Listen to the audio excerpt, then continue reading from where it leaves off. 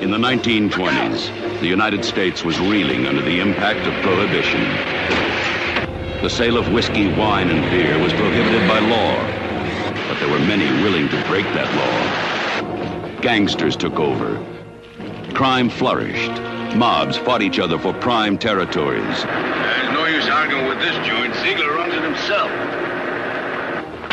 Step on it. Fala aí, galera, começando o episódio 56 do podcast Filmes Clássicos.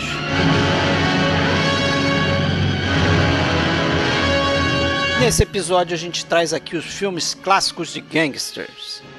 Esse é um desses episódios aí que a gente chama de episódio de gênero. Então a gente vai, no final, citar muitos filmes de gangsters, mas ao longo do episódio a gente vai focar no período onde esses filmes começaram a ser mais populares, que é justamente no final da década de 20 e início da década de 30. Então, ao longo desse episódio aqui, a gente vai debater mais sobre filmes como Alma no Lodo, O Inimigo Público, Anjos de Cara Suja, Scarface, Heróis Esquecidos e alguns outros. Então é bom você ter visto a maioria desses filmes, se não todos, para poder aproveitar melhor a nossa discussão aqui.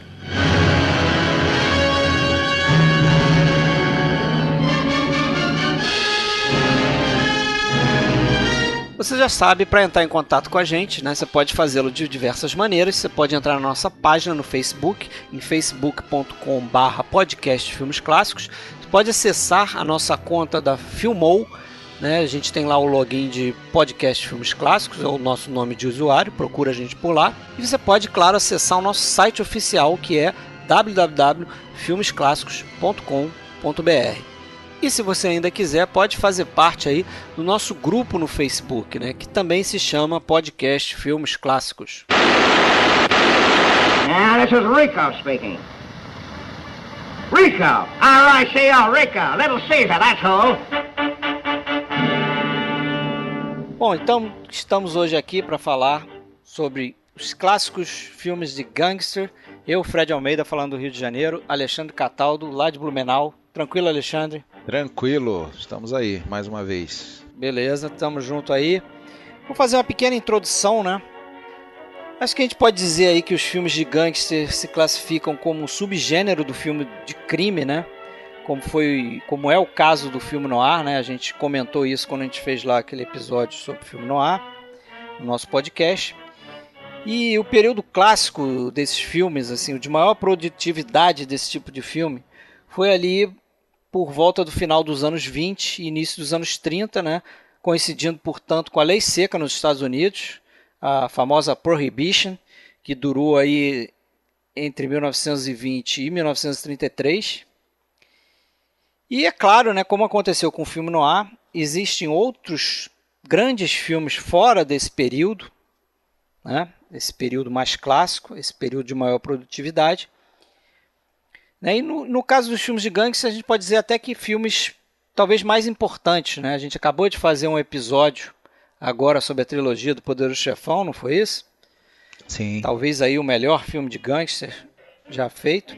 Ah, sem dúvida, né? Filme de gangster nós temos até hoje em dia e é um dos filões do cinema, como você falou, né? São subgêneros, é um subgênero do filme criminal, mas o que diferencia é o fato de ter uma figura forte, né, de um chefão do crime. Isso a gente tem em vários filmes aí depois desse período clássico, né?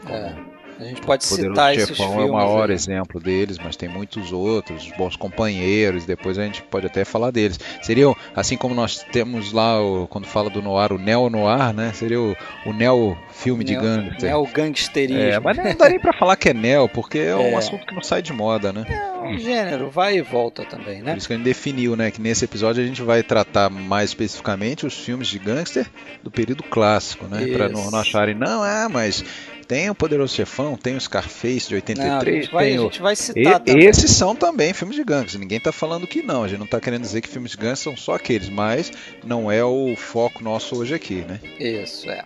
E evidentemente, né, que como eu falei, esses filmes começaram a ficar mais populares no período da Lei Seca, mas evidentemente não necessariamente um filme de gangster tem que envolver tráfico, produção ilegal ou comercialização de bebida alcoólica, né? Foi um período que serviu aí muito de combustível para esse tipo de roteiro, né? Até pela crescente escalada de violência que havia na época, né? Muito por conta da Prohibition e muito por conta também do crash da Bolsa de 29. É importante lembrar, então, até na esteira do que você está falando, né? Que o filme de gangster já existia desde lá da primeira década. É isso que eu ia falar. A gente tem até, se se quiser, a gente pode falar de filmes ainda experimentais lá, por que não dizer que o Grande Roubo do Trem não é um filme de gangster, né? Não deixa de ser, mas é considerado como primeiro exemplo lá aquele filme do Griffith, né? The Musketeers of Pig Alley, exatamente, 1912. Que é um filme, que é um curta, né? Isso. E longa, se eu não me engano, é citado como primeiro longa o filme do Hal Walsh, o Regeneration, né? Que aliás vai ser um diretor importante dentro do filme de gangster, numa segunda etapa, mais no final dos anos 30 e anos 40. Mas o problema é que nesse período tinha uma limitação básica que era do cinema mudo. O filme de gangster, ele foi um dos gêneros que dependeu do surgimento do cinema falado para poder realmente proliferar, tal como o musical, né? Não fazia sentido você ter um filme de gangster se não via tiro, por exemplo. Então acho que foi uma conjunção de fatores, né? Você poder escutar uma metralhadora disparando, né? Como a gente vai ver diversas vezes ao longo desses filmes aí que a gente vai comentar. Exato. E aí por isso que eu acho que foi uma conjunção de fatores que realmente gerou ao gênero crescer, que foi o cinema sonoro, em 27 em diante, a lei seca, que já estava em vigor, a emenda 18 lá desde 1920, então criou todo um ambiente de contrabando, de ilegalidade, de curiosidade violência. Também, né, para saber como é que é a vida desses, porque esses criminosos, eles estavam toda hora sendo noticiados em jornais, né? Eles eram populares, né? Eles eram os grandes vilões da sociedade americana na época, talvez, né? E eram vendidos como tal nos jornais. Mas é interessante a gente notar que desde esse primeiro curta aí que você citou, The Musketeers of Pig Alley, a gente já começa a observar algumas características que depois a gente vai trazer aqui, quando a gente falar dos filmes, né, que a gente se propôs a falar aqui, que são coisas como, por exemplo, a gente já identifica o local onde esses criminosos atuam, né? Porque esse curta do Griffith tem bares, tem os chamados speakeasies, né? Onde os caras ficam lá bebendo, ficam vendendo bebida e tal, né? Era um local muito frequentado pelos criminosos. Tem algo que vai ser comum também, que são esses personagens que estão ali coadjuvantes ali aos bandidos, né? E que muitas vezes são pessoas normais, não são criminosos, mas são de alguma forma relacionados ou são parentes, ou são amigos dos criminosos e acabam sofrendo um pouco como isso, né? Nesse caso, no filme do gangster, tem um casal ali, né? Uhum. Que acaba se misturando com os bandidos de alguma forma.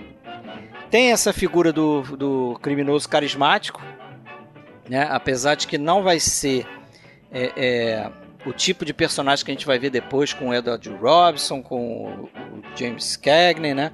Mas já... Você acha que não? Nos primeiros filmes, mas nos primeiros filmes eu acho que isso inclusive foi um dos fundamentos, sabe? Não. Mas eu digo aqui, você acha no Musketeers of Pig Alley? Você acha que não tem, né? Eu acho que não tem tanto quanto. Tá, entendi. Mas já tem um personagem ali que o criminoso é carismático, ele é violento, mas ele mata... Não tanto quanto... quanto o James Cagney e o George Robinson. Mas ele sorri, é um criminoso, ele é violento, mas ele tá sempre com um sorriso nos lábios. É isso que eu quis dizer. Não, perfeito. Tem aquela figura do fiel escudeiro do bandido, né? Que é o comparsa dele. É um amigo que tá sempre junto dele. Que frequentemente depois vai acabar, né, traindo ou tentando uma regeneração. Passando pro outro lado, alguma coisa desse tipo. Acontece muito. Nesse filme até o Harry Carey, né? um ator depois que vai ficar frequente aí nos filmes do John Ford. E tem outros filmes desse período aí, você citou o Regeneration, né? Mas tem um outro curta que se chama The Gangster and the Girl, de 1914, e outro The Making of Crooks, que são outros filmes importantes aí, esse de 1915, importante nesse período. Você falou do som, né? E os filmes de gangster, só que no final da década de 20, ainda sem som, a gente tem outros filmes importantes que vão ajudar a fundamentar também os filmes que virão na década de 30, né? Você tem o Paixão e Sangue, o Underworld, né? Underworld, de 1927. Na verdade, não é Sangue e Paixão ou eu estou errado? Enfim. Eu vi Paixão e Sangue. Sangue e Paixão. Tanto faz. Mas é Underworld. Underworld é o nome original, do Joseph von Sternberg, que inclusive acabou ganhando o Oscar de roteiro. Isso, eu vi esse filme, é bonzinho. É bonzinho. É bom. Outro bonzinho também, que não chama muita atenção e que concorreu ao Oscar de melhor filme, é o de 1928, A Lei dos Fortes, The Racket. Não sei se esse The Racket, sim, vi esse filme, sim. Também interessante. E tem o Luzes de Nova York também, de 28, do Brian Foy. Isso. Que não chega a ser um filme de gangster, mas é um filme criminal. Tem os gangsters envolvidos, e tem a curiosidade que esse foi o primeiro longa-metragem totalmente falado, né? Então exatamente. É um filme importante também por causa disso. Agora, só lembrando que a situação clássica, real, retratada nos principais filmes de gangster, que é justamente dos anos 20, né, o período de vigor da lei seca e toda a criminalidade envolvida. Você até falou que nem sempre é bebida, mas nesse período maior parte era realmente a questão do jogo, bebida, alguns casos era jogo, né? Jogo, bebida, prostituição e tal. Lembrar que na vida real, né? E isso em um dos filmes que a gente vai falar, isso é bem explanado, explicado, demonstrado. O problema surge já no final da década de 10, né? Que é o final da Segunda Guerra Mundial, com o retorno de muitos militares americanos para os Estados Unidos, e aí perderam seus empregos, não conseguem voltar aos seus empregos, e um alto índice de desemprego, pobreza, que daí gerou a lei seca, né, porque aí começou um consumo exagerado de bebida, e isso foi relacionado com a pobreza e tudo mais. Então era um ambiente propício para o surgimento e ainda veio a lei seca, né, e aí criou oportunidades dentro da clandestinidade, dentro do crime, né, então foi uma conjunção de fatores que propiciou até o surgimento dos temas que seriam depois alvo desses livros e desses filmes, e muitos deles, né, ou quase todos esses filmes principais, eles são baseados em romances ou em livros escritos anteriormente, ainda durante os anos 20, inclusive alguns deles por gente que vivenciou lá de tem de filmes dentro. Aí que a gente vai comentar que estão nessa categoria, né? E esses filmes, em sua grande maioria, são filmes produzidos por um mesmo estúdio, que depois, né, ficará reconhecido por esse gênero de filme, que é a Warner Brothers, né? Isso. Uma das grandes produtoras, mas o que não quer dizer que outros estúdios não produzissem, né? A gente vai ter um importante filme produzido pelo estúdio do Howard Hughes. Entre esses filmes mudos a gente tem, se eu não me engano, The Racket é da Fox. Então você tem outros estúdios também investindo nesse tipo de filme, né? Só que a Warner Brothers vai ser o grande... É um estúdio dominante, né, dominante nesse gênero. Nesse período, principalmente nesses filmes que a gente já pode começar a falar, né? Ele diferenciava, né, dos outros por ser um cinema mais realista, os temas, não só nos filmes de gangster, até em outros tipos de filmes, enquanto outros estúdios investiam mais numa questão idealizada, né, numa coisa mais fantasiosa, escapista, muitas vezes a Warner era mais realista, usava mais muito, realista, os filmes eram muito violentos também, né?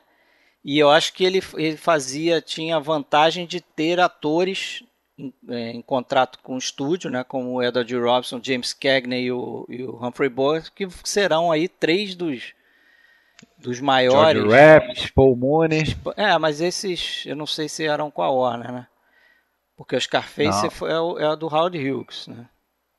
Mas depois o Paul Mooney foi da Warner também, e o Raft também, né? Todos eles tiveram suas fazer passagens. filme de gangster, você provavelmente ia pra Warner, né? era conhecido como Murderers Row, né? A fila dos matadores, esses 5 atores aí.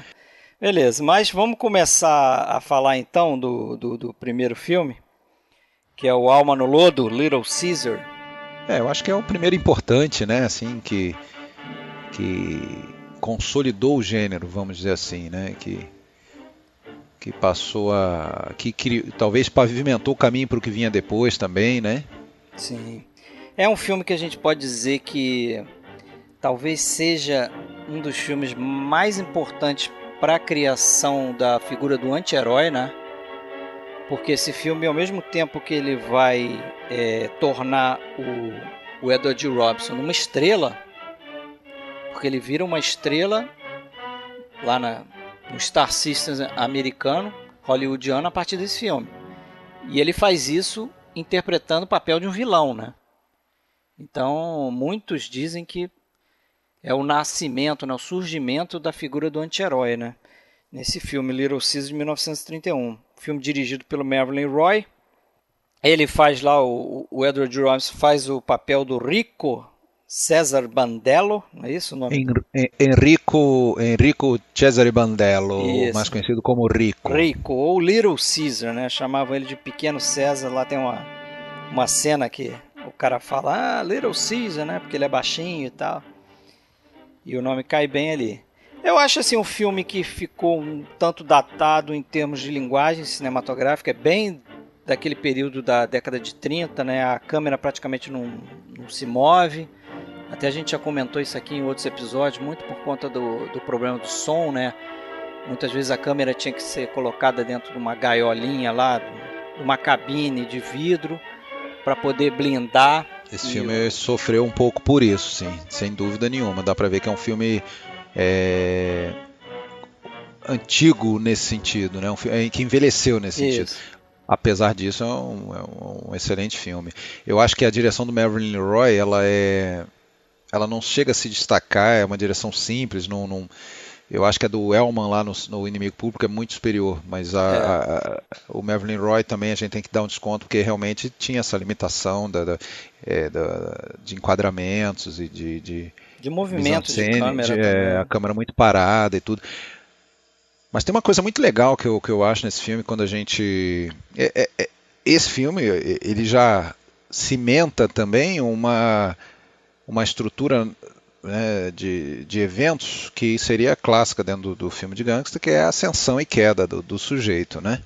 Isso acontece com o Rico, vai acontecer com outros aí, praticamente com todos, ascensão e queda, e a gente vê, até uma coisa simples a gente falar hoje em dia, mas visualmente você vê que a primeira parte do filme, ou mais da metade, né, quando é a parte da ascensão dele, o filme a iluminação é muito muito alta, né? Você vê um filme muito claro, né? E depois quando ele começa a decadência, até vem se eu não me engano, já faz a depressão, né? E tudo, que ele vira praticamente um mendigo. Você vê que aí fica um filme escuro, né?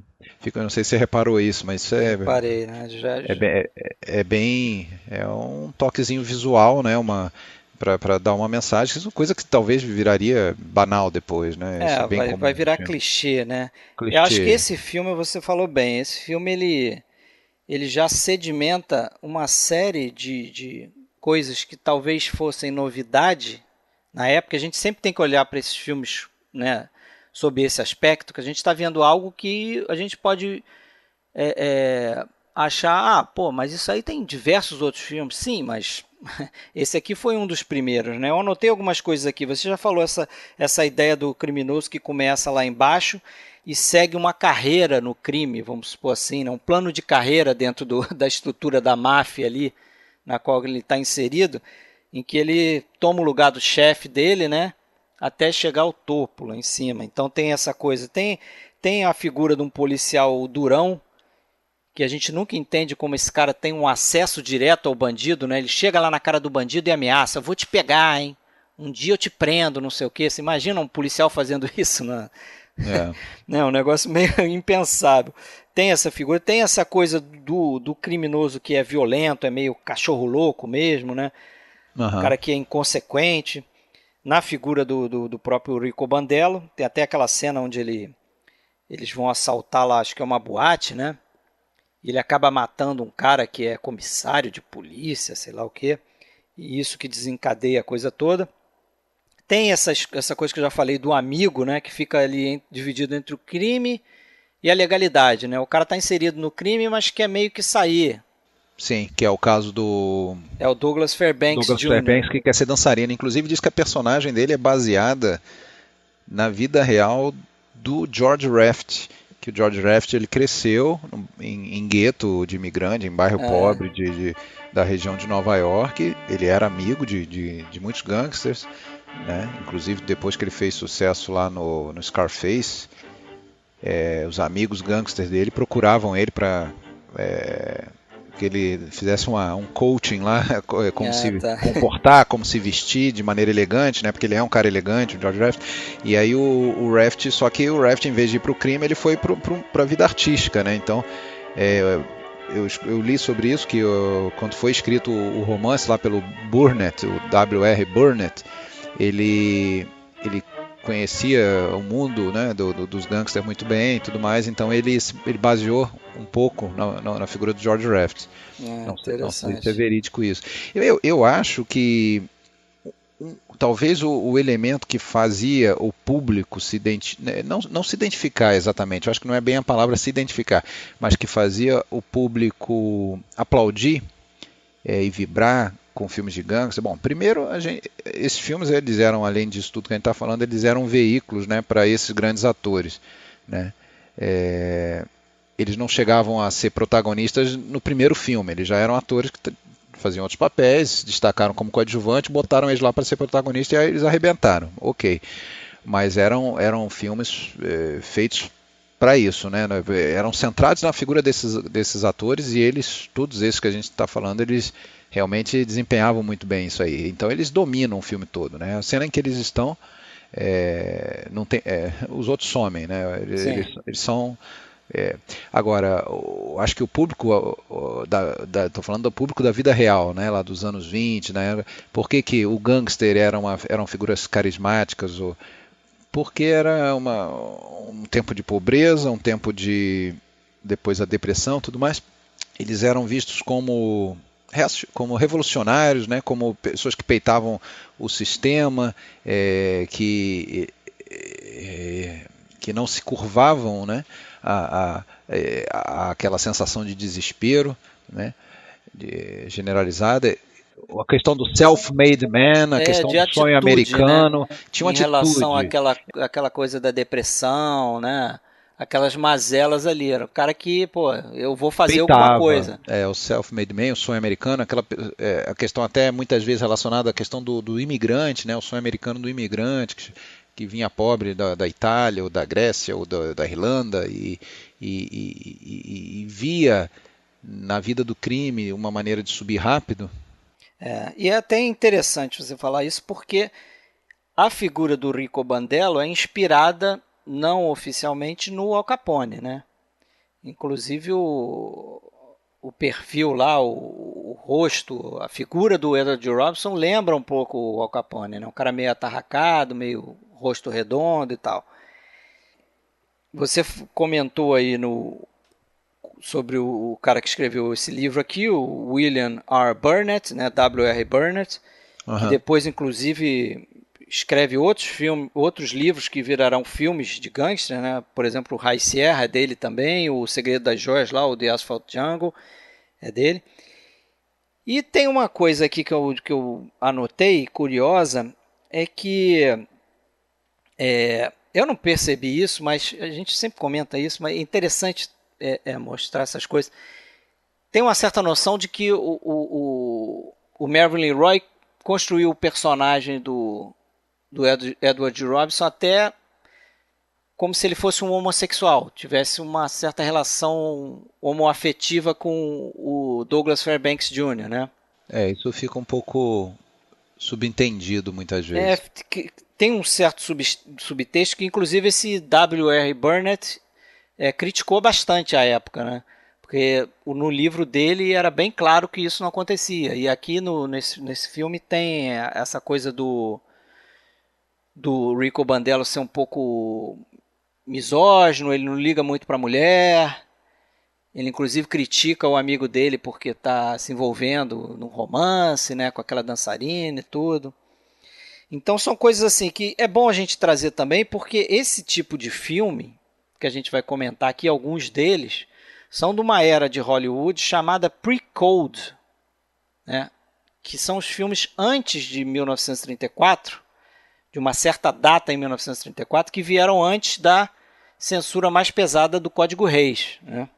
Existia a censura, não é que não Existia, existia. o Código Reis já existia, mais, mas era muito frouxo, né? Principalmente a questão da violência. Eu acho que era muito mais uma censura interna até dentro do estúdio, no sentido de o filme fazer mais sucesso ou menos sucesso, chocar ou mais ou menos. Então, muitas vezes os diretores tinham que mexer no roteiro, em alguma cena, por conta do chefão lá que não ficava satisfeito né? Eu acho que dessa forma, não pela censura oficial governamental. Sobretudo, parece que pela a violência a coisa era bem mais frouxa mesmo. Tanto é que esses 3 primeiros filmes que a gente vai comentar aqui, esse aqui, O Inimigo Público e Scarface, eles são muito carregados em violência, né? Violência para a época. Tem uma certa, não sei se hipocrisia seria uma boa palavra, mas tem uma certa ironia que esses 3 filmes, em algum momento, no início ou no fim, eles trazem aqueles textos, o prólogo, o epílogo, pregando uma mensagem contra. Quer dizer, ele está mostrando um negócio que o público gosta de ver, né? Está querendo fazer bilheteria contando a história de crime, mas talvez até para tirar o corpo fora, ele coloca ali, olha, a sociedade não aguenta mais conviver, coisas nessa linha. Nós só estamos mostrando esse tipo de personagem que existe na vida real. Justamente, e o governo não faz nada, as leis são fracas. Como se fosse uma denúncia, né? Como se fosse uma denúncia, eles posavam exatamente como uma denúncia, e você, o que vai fazer? Vai ficar de braço cruzado, como também o público pudesse fazer, né? Levantar da cadeira e fazer alguma coisa para isso. Alguma coisa, né? Arrancar a arma dos bandidos no meio da rua. Mas tem umas coisas legais também que acho que a gente pode falar. Aquela morte, algumas cenas, né, desse filme. Você lembra da morte daquele Tony, que era um cara meio peidão lá da quadrilha, não sei o quê? E ele, não sei se você vai lembrar, ele morre numa escadaria de uma igreja. Ah, sim, claro. Isso te lembrou o quê? Lembrou o Barzini, não? Sim. Morrendo no Poderoso Chefão, né? Lembrou, exatamente. Acho que o Coppola deve, de alguma forma, ter ou homenageado ou ficou uma coisa inconsciente na cabeça dele e acabou usando isso no Poderoso Chefão, né? Isso é bom que você falou, porque é aquela coisa, né? A pessoa às vezes gosta se diz cinéfilo, mas gosta só de filme mais novo, dos diretores que estão vivos e tudo mais. E não para pensar que esses diretores beberam nessa fonte lá de trás. Então você vê gente como Scorsese, por exemplo, que paga pau muito desses diretores. Está em todos esses documentários aí nos DVDs desses filmes, né? Então, assim, se o seu diretor que você idolatra curte tanto, será que são tão ruins esses filmes? Serviram de escola para eles, né? Pois é. Eu acho que tem que ver mesmo, né? Agora, para terminar aqui uma curiosidade, esse filme concorreu ao Oscar de roteiro e é algo que eu andei percebendo aqui, que é uma coisa comum nesse tipo de filme, né? O subgênero de gangster. Você viu o Underworld, que a gente comentou, já ganhou o Oscar de roteiro, né? E outros filmes mais para frente vão ter indicações. Inimigo Público teve indicação, Fúria Sanguinária teve indicação Oscar de roteiro, Anjos de Cara Suja, o G-Man, que é um filme com James Cagney, só que ele interpreta um policial, né, um agente do tesouro americano, sei lá, uma coisa assim. Mas é curioso como esses filmes atraem o Oscar de roteiro, adaptado, original que seja. Só lembrando que tanto esse quanto o filme seguinte que a gente vai comentar, o Inimigo Público, número 1, tiveram a supervisão do Daryl Zanuck. Já tem número 1 nessa história? Na verdade, eu acho que o título é Inimigo Público. Mas ele foi chamado Inimigo Público número 1 por um tempo, não foi não? A confusão minha. Não sei. Eu também tenho essa confusão, não sei. Eu queria confirmar isso. Bom, mas os dois foram supervisionados pelo Zanuck, que na época Daryl Zanuck, que depois teria ligado a Fox, né? e ele na época era da Warner. E uma curiosidade, né? Esse filme também lançou mais uma coisa clássica nesses filmes de gangster, que é aquela cena do drive-by shooting, né? Que o carro passa atirando numa vitrine, atirando num personagem. Jogando bomba numa loja. Bomba, né? Isso tá muito corriqueiro depois em todos os filmes, né? E, pô, eu acho que a gente não pode deixar de citar cada um desses filmes tem uma fala famosa, geralmente no final, né, que marca o fim da história daquele cara que queria crescer rápido. É o famoso Mother of Mercy, Is This the End of Rico? Mother of Mercy. Is this the end of Rico? Que parece que era para ser Mother of God, mas aí acharam que ia ser meio uma blasfêmia e tal, e mudaram para Mother of Mercy. Is this the end of Rico? Enfim. E esse foi o Alma no Lodo. O título brasileiro meio esquisito, né? Talvez. Meio esquisito, né? Como era comum.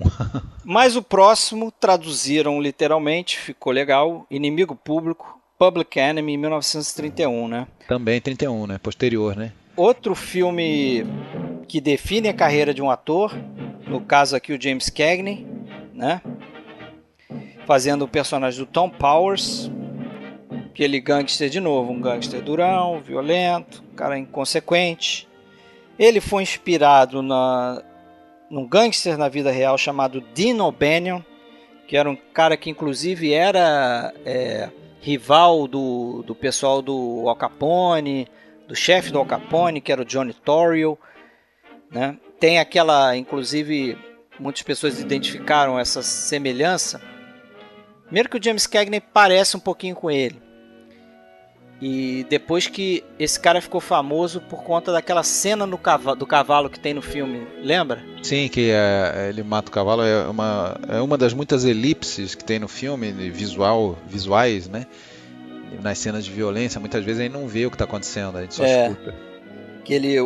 Para quem não viu o filme, e lembrando que a gente, né, vai comentar os spoilers aqui dos filmes, então é bom você ter visto. Mas para quem não viu o filme, o cavalo, o chefe do Tom Powers, figura do James Cagney, morre num acidente com um cavalo. E aí ele vai lá atrás do cavalo para se vingar do cavalo. Vai lá no estábulo e mata o cavalo que matou o chefe dele, né? Quer dizer, um pensamento bem de gangster, né? Mataram meu chefe, não importa se for acidente, eu vou matar o bicho que matou meu chefe. Claro, quando eu falei elipse, querendo dizer que nessa cena a gente vê ele chegando nas cocheiras e entra, e a gente não vê lá dentro da cocheira. A gente só escuta barulho de tiro, né? Isso vai acontecer numa cena quase do clímax lá do filme, em que ele também vai buscar vingança. Ele entra na casa, né? A gente vê ele entrando pela porta, escuta os tiros, escuta uns gritos horripilantes, e ele saindo baleado, né? E ele saindo baleado. E em outros momentos desse filme tem isso também. A gente não vê a coisa acontecendo, a gente só escuta. Isso é bem interessante. Só escuta. É bem legal o uso do som, né? Esses filmes também, acho que eles contribuíram muito para esse uso do som de forma original, né? Porque você escondia a violência e só mostrava através do som. Agora, tem uma coisa importante aí, principalmente para a carreira do James Cagney, é que a princípio ele interpretaria o amigo dele, né? O Matt. Matt, né? E o Edward Woods, que é o ator que acabou interpretando esse Matt, faria o Tom Powers. Mas aí o James Cagney acho que se colocou numa posição ali e pressionou o William Wellman, conseguiu convencer, né? Nem pressionar, porque acho que ele não tinha essa moral toda na época. Mas convenceu o William Wellman, que acabou trocando os papéis, né? Mas sabe o que aconteceu? O James Cagney, ele estava terminando. Nessa época eles faziam filme um atrás do outro e as filmagens eram rápidas, então ele, quando já estava para começar a filmagem do Inimigo Público, ele estava terminando, ele na verdade estava estreando um filme com George Arliss, né? George Arliss, que era um ator importante, protagonista. Ele era um coadjuvante e ele roubou a cena, George Arliss. Com aquele uso de gírias de Nova York dele, exato, né? O próprio William Wellman viu, esse cara tem que ser o protagonista, né? E é interessante que ainda tinha essa questão do som, meio precária a captação, os microfones e tal, então os atores eram orientados a falar de uma maneira mais lenta, de uma maneira mais alongada, até ficava meio estranho muitas vezes. É comum em filmes dessa época a gente ver atores falando meio declamado, assim, fica uma coisa forçada. E o Cagney não queria nem saber, chegava lá e disparava aquela metralhadora dele e fez muito sucesso por isso, né? Ele assim, eu acho até se fosse para comparar, mais magnético, assim, de atrair atenção do que o próprio Edward Robinson. Pois é, eu queria deixar isso um pouco pro final, pra gente não é uma dizer quem é o melhor desses três não é uma aí competição. como Então gangster. vamos falar só do Cagney. Ele tinha a questão não só da presença do ritmo das falas e tudo mais, mas ele tinha uma presença física, uma leveza, uma linguagem corporal.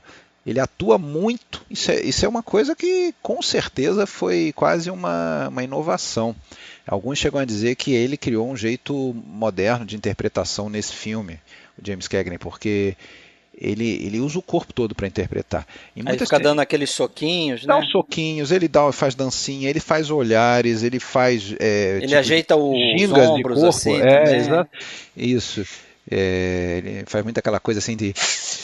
Sim, enfim, ele faz umas gingadas, assim, muitas vezes ele não fala nada e a gente entende o que ele está pensando. A gente presta atenção nele, né? É uma coisa fora de série. Esse filme valeria só por causa disso. Eu acho a atuação dele fenomenal. Isso. Você já tinha citado aí, o filme é do William Wellman, só pra gente deixar claro o diretor, né? Que é um cara que fez muito filme mudo, né? Inclusive dirigiu Asas, né? O Bill Selvagem, o apelido dele. Esse cara foi aviador na Primeira Guerra, se machucou lá, se feriu em ação e tal. E era um bom diretor de filme de ação, né? E eu acho que ele fazia western também, né? Fez alguns filmes western mudos. Fez, acho que alguns filmes de guerra também. Fez o Asas, né? Que ganhou o primeiro. E quando a gente vê alguns enquadramentos nesse filme, movimento de câmera... é bem superior. Esse já deu para ver uma evolução em relação ao Alma no Lodo, assim. Já é um filme bem melhor nesse sentido. Né? Tem umas ousadias, tipo botar a câmera num buraco, né? Que depois a gente vai ver até no Cidadão Kane, né? Fazer um buraco no chão para botar a câmera. Só que ali é meio sem sentido, é só para fazer um plano diferente, né? Um carro passa por cima da câmera. Mas pô, é uma coisa inusitada, né? É uma coisa inusitada. Você não espera ver isso num filme da década de 30, no início da década de 30. Podia chegar aquela manhã no estúdio e falar, não, põe a câmera ali, padrão, e vamos acabar rápido essa porra e ir embora. Não, o cara quer inovar, né? Ele quer deixar uma marca diferente ali. Não quer bater ponto. Esse filme aqui é um daqueles que você citou lá no início, que ele foi baseado num livro de 2 bandidos que acho que tiveram participação em algumas tretas lá da gangue do Al Capone em Chicago, né? Exatamente. John Bright e Kubek Glassman eram 2 ex-criminosos de Chicago, né? E tiveram presentes em muitas guerras de gangues. Os caras eram aqueles thugs, né? Eles eram capangas, né? Eles escreveram uma história chamada Cerveja e Sangue, que foi publicada ali por 1928, 29, por ali. E daí foi nessa história que foi baseado o roteiro. Já tem aqui, eu acho que uma coisa diferente, um pouquinho diferente em relação ao Alma no Lodo, que é aquela coisa que a gente vai ver repetida no Heróis Esquecidos e também no Anjo de Cara Suja, de mostrar, ter uma preocupação de tentar mostrar o que torna uma pessoa um criminoso, né? Então a gente acompanha um pouco da vida dos garotos, né? O Tom Powers e o Matt antes de virarem bandidos, né? Aqueles pequenos roubos, aqueles pequenos furtos ali nas redondezas e tal, a gente vê eles meio que crescendo para virarem criminosos, né? Isso é uma coisa que depois outros filmes vão imitar, uma certa justificação assim da criminalidade deles, até uma coisa talvez questionável, mas a gente... Agora, eu acho que uma coisa que muita gente às vezes pergunta, até me perguntaram ontem, tá? Por um acaso, em rede social, quando eu comentei sobre filme de gangues, falou, mas qual que é a diferença filme noir é filme de gangster é filme noir. E assim, é claro que a gente não vai aqui tecer delineamentos perfeitos de nada, não é o caso aqui, mas eu acho que talvez um elemento muito marcante no filme de gangster é justamente a figura do protagonista, geralmente o próprio gangster, o criminoso. O público, eles têm às vezes até uma torcida por aquele. A gente dificilmente vê um inimigo público ou vê o Alma no Lodo e torce para o cara se dar mal, e vê nele a figura de um vilão, fica pensando nele como um vilão que a gente quer que ele se ferre. A gente até chega a torcer em alguns momentos por essa figura, mas a gente o tempo todo sabe que ele é um ser humano à parte, né? Ele é uma figura carismática, né? Não, mas a gente sabe que é de uma outra categoria. Ele não é como a gente. Ele é um ser humano degenerado. Eu acho que é por aí. Você é um cara degenerado. Consegue uma identificação destacar externa. ele, né? Isso. Não é como no filme noir, em que muitas vezes é um cara que poderia ser eu mesmo que estou ali. Eu mesmo, o contador. O cara que cai numa armadilha. O corretor de seguros. Da mulher fatal, né? Um cara que se deixa cair por uma pequena coisa do dia a dia, né? Pela luxúria, por um pequeno desvio na empresa, ou por um pequeno ato de corrupção e tal. Não é um grande chefão que aí realmente já foge do cidadão comum. Ele tem uma identificação externa, né, com aquilo. Ele entende aquela figura, mas ele está fora do mundo dele, né? De um mundo à parte. Que ele até às vezes inveja aquele mundo à parte. Eu queria ser valente, eu queria ser fodão que nem aquele cara. Eu entendo essa confusão, até porque depois que o filme noir começa a ser mais popular e começa a sair mais desse tipo de produção de Hollywood, a coisa começa a se misturar, né? Quando a gente citar, eu vou citar alguns filmes de gangster que são filmes noir. São porque tem a figura do gangster, tem a figura do criminoso importante. É o filme do assalto de banco, sei lá, o assalto de uma joalheria, o assalto que seja, né? Você tem às vezes estruturas do crime ali, por exemplo, naquele Império do Crime, o The Big Combo. Tem a figura do gangster maior, do capanga, não sei o quê. Então, essa coisa acaba se misturando. Exatamente. Muito. Você pega o Fuga do Passado. Tem um gangster lá, que é o Kirk Douglas, o chefão que está, né, perseguindo o Robert Mitchum, mas o filme não é sobre isso. Não é sobre a figura dele, não é sobre a ascensão dele, não é sobre... né? E até o próprio, você pegar depois o High Sierra, né, tem o figura do gangster, mas aí já está tratando de uma outra etapa, né? Já é uma coisa modificada, né? Já é uma coisa transfigurada em outra coisa, diferente desses filmes do início aqui. Já é um desesperado, fugindo, enfim. Esse filme tem umas cenas também que a gente não pode deixar de comentar. A mais famosa delas é aquela, né? Toranja? Aquela toranja, grapefruit, na cara da atriz Mae Clarke, né? Coitada da Mae Clarke. Às vezes as pessoas nem viram esse filme, mas podem reconhecer esse gesto do James Cagney, né? Nessa cena que a mulher está criticando alguma coisa que ele fez, porque eles estão juntos ali, são como marido e mulher, e ele pega aquela fruta e enfia na cara dela. Muita gente diz que o James Cagney diz que aquilo ela sabia que ia acontecer, né? Tem gente que defende que ela não estava sabendo e foi uma coisa espontânea dele, mas ele diz que ela sabia que ia acontecer, mas eles estavam fazendo a cena como ensaio. Né? Tem muitas versões, né? Muitas versões. Sempre tem mais de uma versão. Né? Outros dizem que o que ela sabia é que ele ia chegar com a toranja perto da cara dela, mas que não ia esfregar. Não ia enterrar o negócio. Uma coisa é certa, no filme que a gente vê, ela tem uma reação de surpresa bem forte, assim, né? E é uma cena muito violenta, assim. Dizem que o William Wellman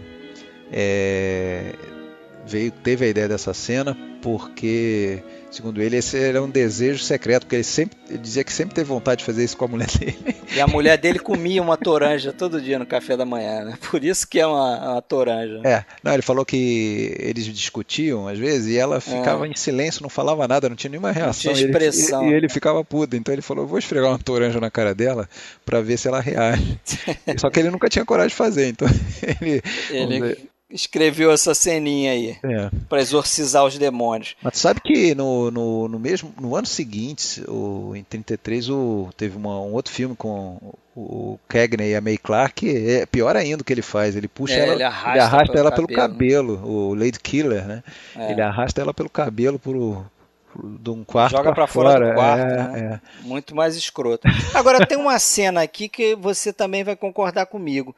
Uma cena que o Sérgio Leone praticamente chupou pra botar no Três Homens em Conflito. Lembra qual é a cena, não? Aquele joga um corpo dele depois? Não, é uma cena não que tô o James lembrando. Cagney entra numa loja de armas, Ah, sim, sim. aí Não, pede pra ver a arma, aí por alguma razão ele tem bala no bolso, bota a bala na arma, o cara nem estranha aquilo. Mas ele tira a então, bala, bota ali. cara, mas que interessante. Eu não tinha pensado sobre isso, mas só Mas que é a cena, praticamente a cena idêntica do Tuco lá no Três Homens em você Conflito. tem toda a razão. Mas só que quando você fez essa descrição, eu pensei numa outra cena que eu acho que também se enquadra na mesma situação. Que é justamente a cena que eu falei antes, que o James Cagney entra no covil lá dos inimigos, e a gente não vê o que Sim. acontece com os tiros, e ele sai cambaleando. Também tem isso na primeira cena do... Tem a cena inicial do Tuco, que o Tuco sai pela janela. mais ou menos, né? A gente não vê o que acontece lá dentro, só vê o cara saindo baleado depois, né? Ele entra, na verdade ele entra, atira e pula pela janela. Acho que é isso. Os três bandidos são entram, os outros né? que entram, tem essa diferença. E temos que falar da Jean Harlow também, né? Que tá nesse filme aí. Sim, e a Joan Blondell também, né? Joan Blondell, meio claro. A Jean Harlow ainda tá bem crua, ela não era ainda a estrela que seria, tava crescendo e dizem que tinha muito sotaque, falava muito esquisito, sotaque do South Bronx, falava muito esquisito e enfim. E a papel quase foi da Louise Brooks, né? Se eu não me engano tinha sido oferecido esse papel para Louise Brooks, ela não aceitou. E tem eu falei da Joan Blondell, porque a Joan Blondell vai fazer uma grande parceria com James Cagney nesse período aí, na década de 30, eles fazem vários filmes juntos. Meio concomitante com a filmagem de Inimigo Público, o Cagney estava filmando, curiosamente, com o Edward G. Robinson, o único filme que os dois fizeram juntos, que foi o Smart Money. As Mulheres Sempre Enganam no Brasil, mais um título brasileiro horroroso. Maluco. Esse aí é candidato a primeiro da lista. Então foi o único encontro na tela dos dois, aí o Edward G. Robinson e o James Cagney, essas duas lendas do filme de gangster, né? É isso aí. No final, pra gente encerrar com esse filme aqui, tem novamente aquela coisa, né? O bandido tem que morrer. E geralmente a bala, o Código Reis não era muito forte nesse momento ainda, mas tinha uma exigência de que o cara pagasse por aqueles crimes, né? Então o criminoso nunca podia sair impune, geralmente tinha que morrer e geralmente era bala, que era o que ele entendia ali. O cara entendia de dar tiro nos outros, morria levando tiro, né? Aqui de novo tem uma fala que fica famosa também, né? Ou não sim. tem? Tem o Ain't So Tough.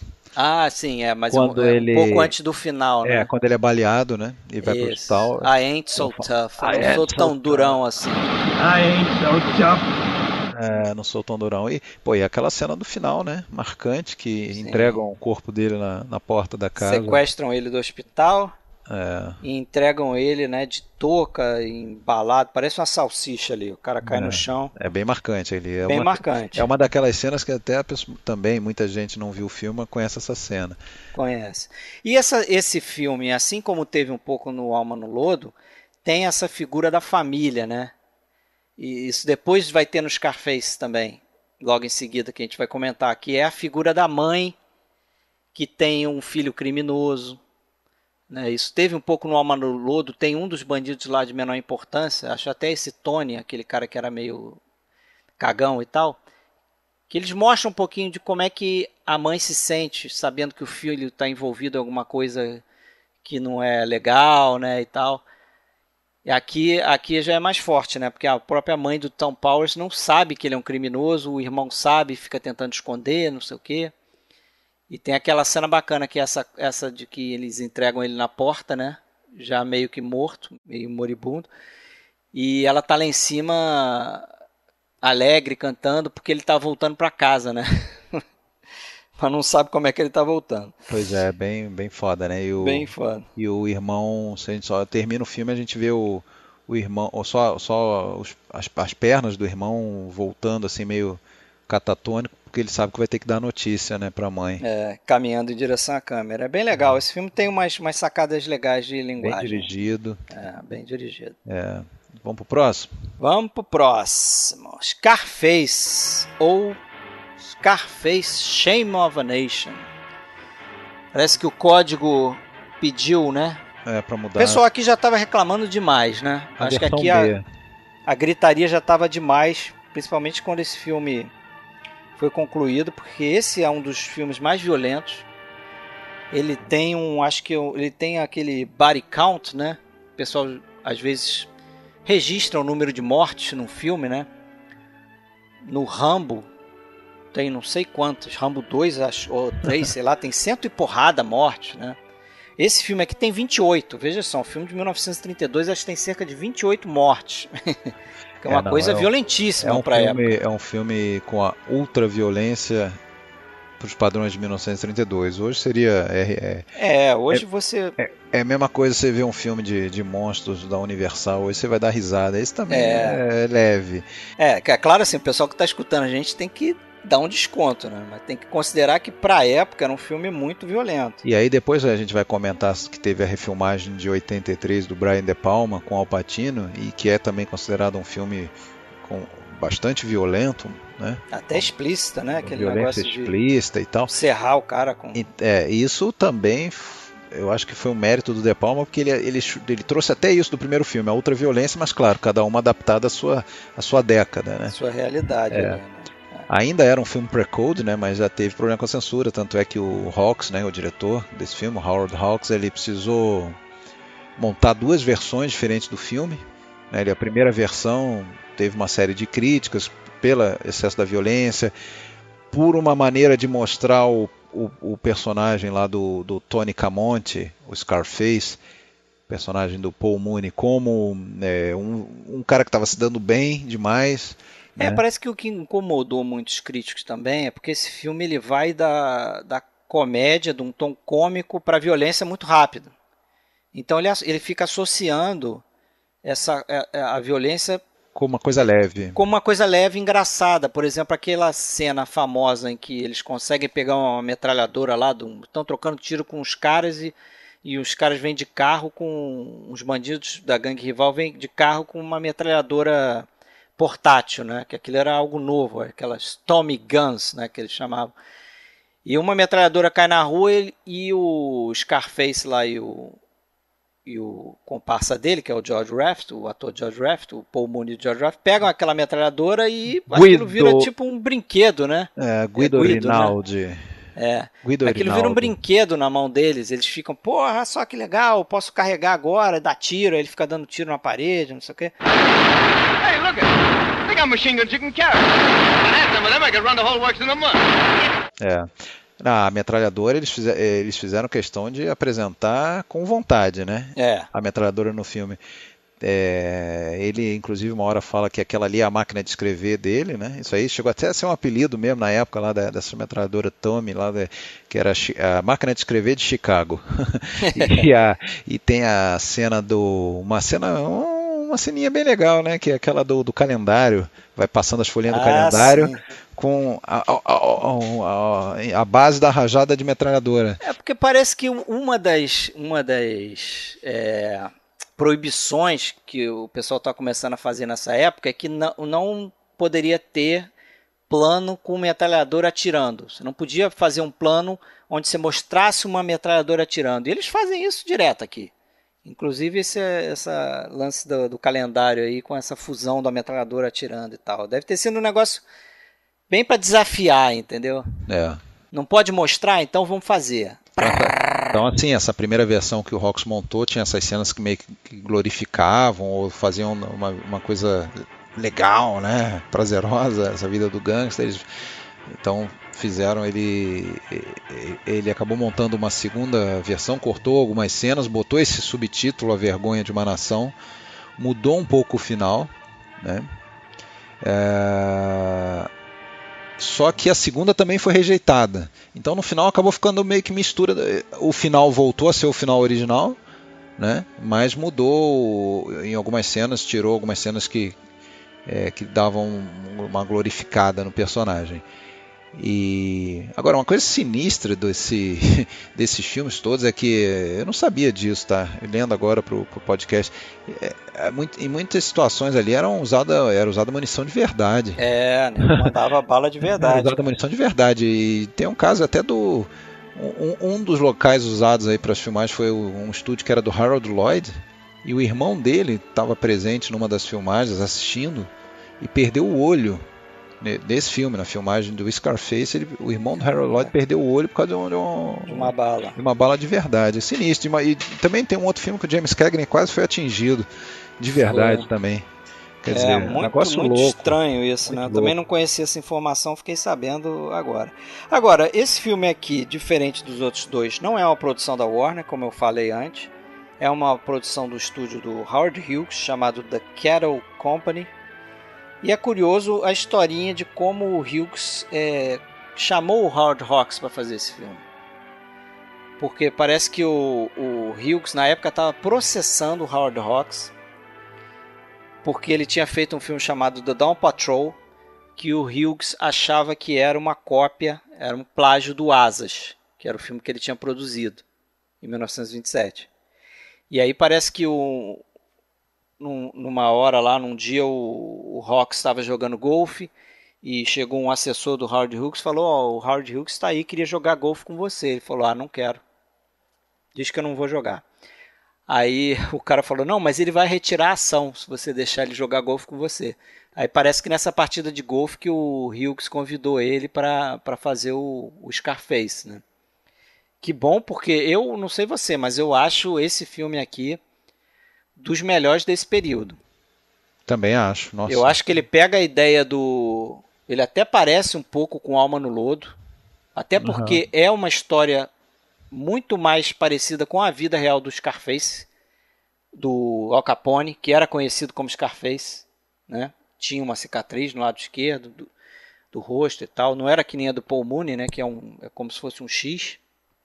Inclusive o filme tem esse elemento, né? Esse elemento do X recorrente, né? No crédito tem um X. Tem aquela cena famosa que é uma recriação daquele massacre, né? Massacre de São Valentim. Massacre de São Valentim, que a gente vê as sombras, e a sombra de uma estrutura que tem lá no teto é em X. Então... depois mostra a própria estrutura, a câmera sobe e mostra os 7, foram 7 mortos ali e tal.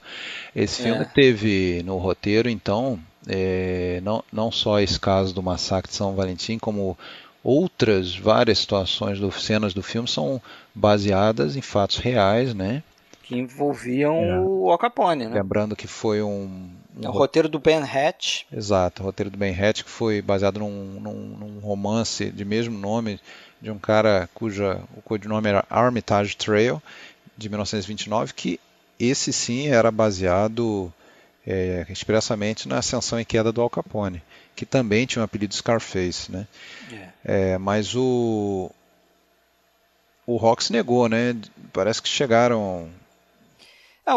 parece que alguns capangas do Al Capone foram chegar junto lá do Ben Hatch para saber que história é essa que ele estava escrevendo, que roteiro era esse e tal. Só que ele, de alguma forma, ele convenceu os caras que não era baseado na vida do Al Capone. Eram de outros gangsters, mas não o Al Capone. Só que depois que o filme estreou, o Al Capone gostou do filme. Ele teve uma cópia. Não, mas aí diz que os vilões perguntaram, os capangas perguntaram: tá, mas se não é do Al Capone, por que o nome do filme é Scarface, que é o apelido do Al Capone? Ele falou: não, é porque é só para dar mais bilheteria. Porque o Al Capone é o mais famoso de todos, então é só por causa da bilheteria, mas não é. E os caras acreditaram. Agora, você imagina se o Al Capone não gosta do filme. O que acontece com o Ben Hatch, né? E com Howard Hawks e com. Pois Hughes. Ia ser complicado, né? Ele chegou a ter uma cópia do filme. Pois é, ele gostou tanto que ele guardou uma cópia do filme, né? O lance do assassinato na floricultura. O próprio fato até a primeira coisa que acontece no filme, né? O personagem do Scarface, ele mata o chefe dele, né? Que é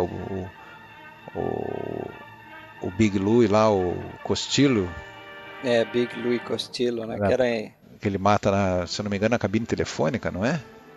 Não, ele mata dentro do restaurante. É um plano dentro de do restaurante, sequência. dentro do restaurante, isso. Primeira cena é muito boa, é um plano de sequência e os caras estão lá num fim de festa lá qualquer, sentado na mesa, e aí a gente vê só a sombra do Paul Mooney chegando, ele assoviando. Isso, e isso também foi baseado em situação real e tal.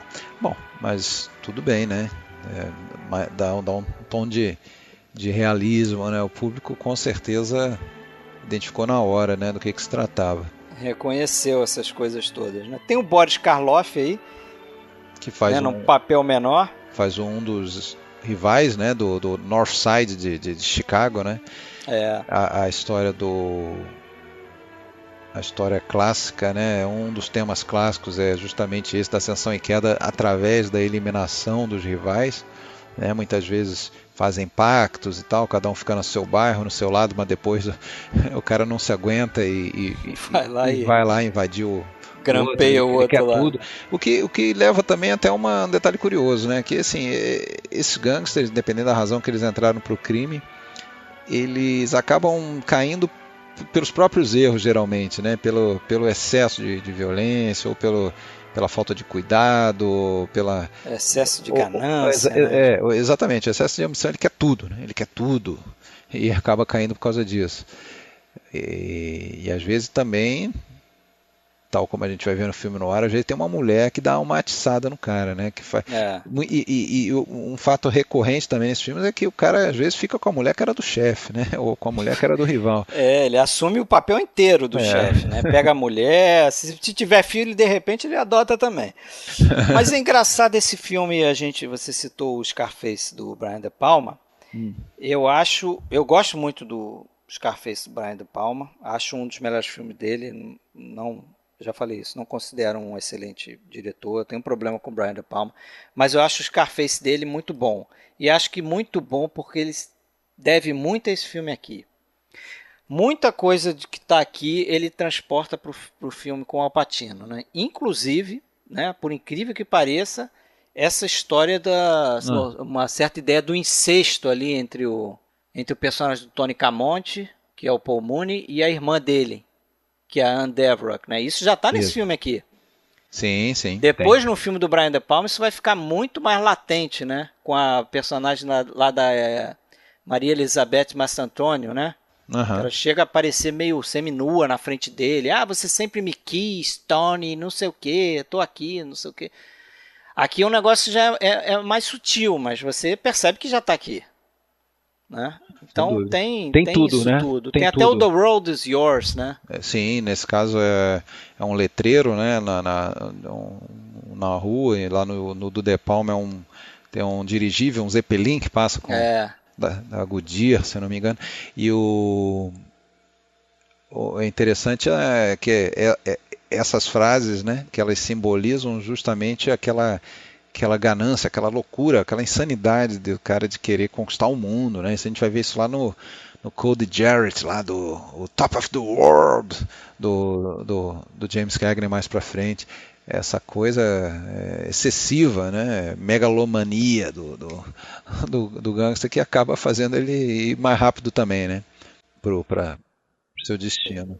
Vamos para o próximo? Vamos, podemos ir para o próximo, sim. Anjos de Cara Suja, Angels with Dirty Faces, já aí 7 anos depois, né? 1906, né? 32, desculpa, eu tava com 31 na cabeça. 32 para 38, né?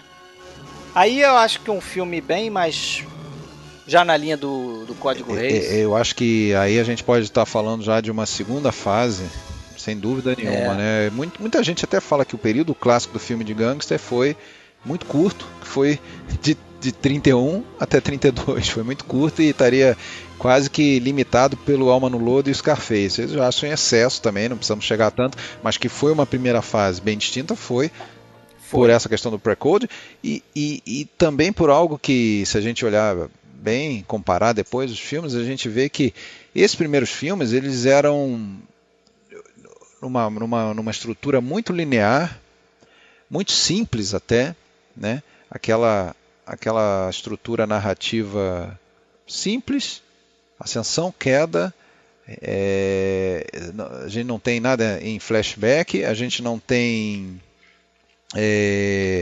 uma autoconsciência, a gente não percebe nenhum. Não tem uma redenção, não tem. Não são filmes autoconscientes, assim, você não, como se você soubesse já de início que a gente está falando aqui sobre.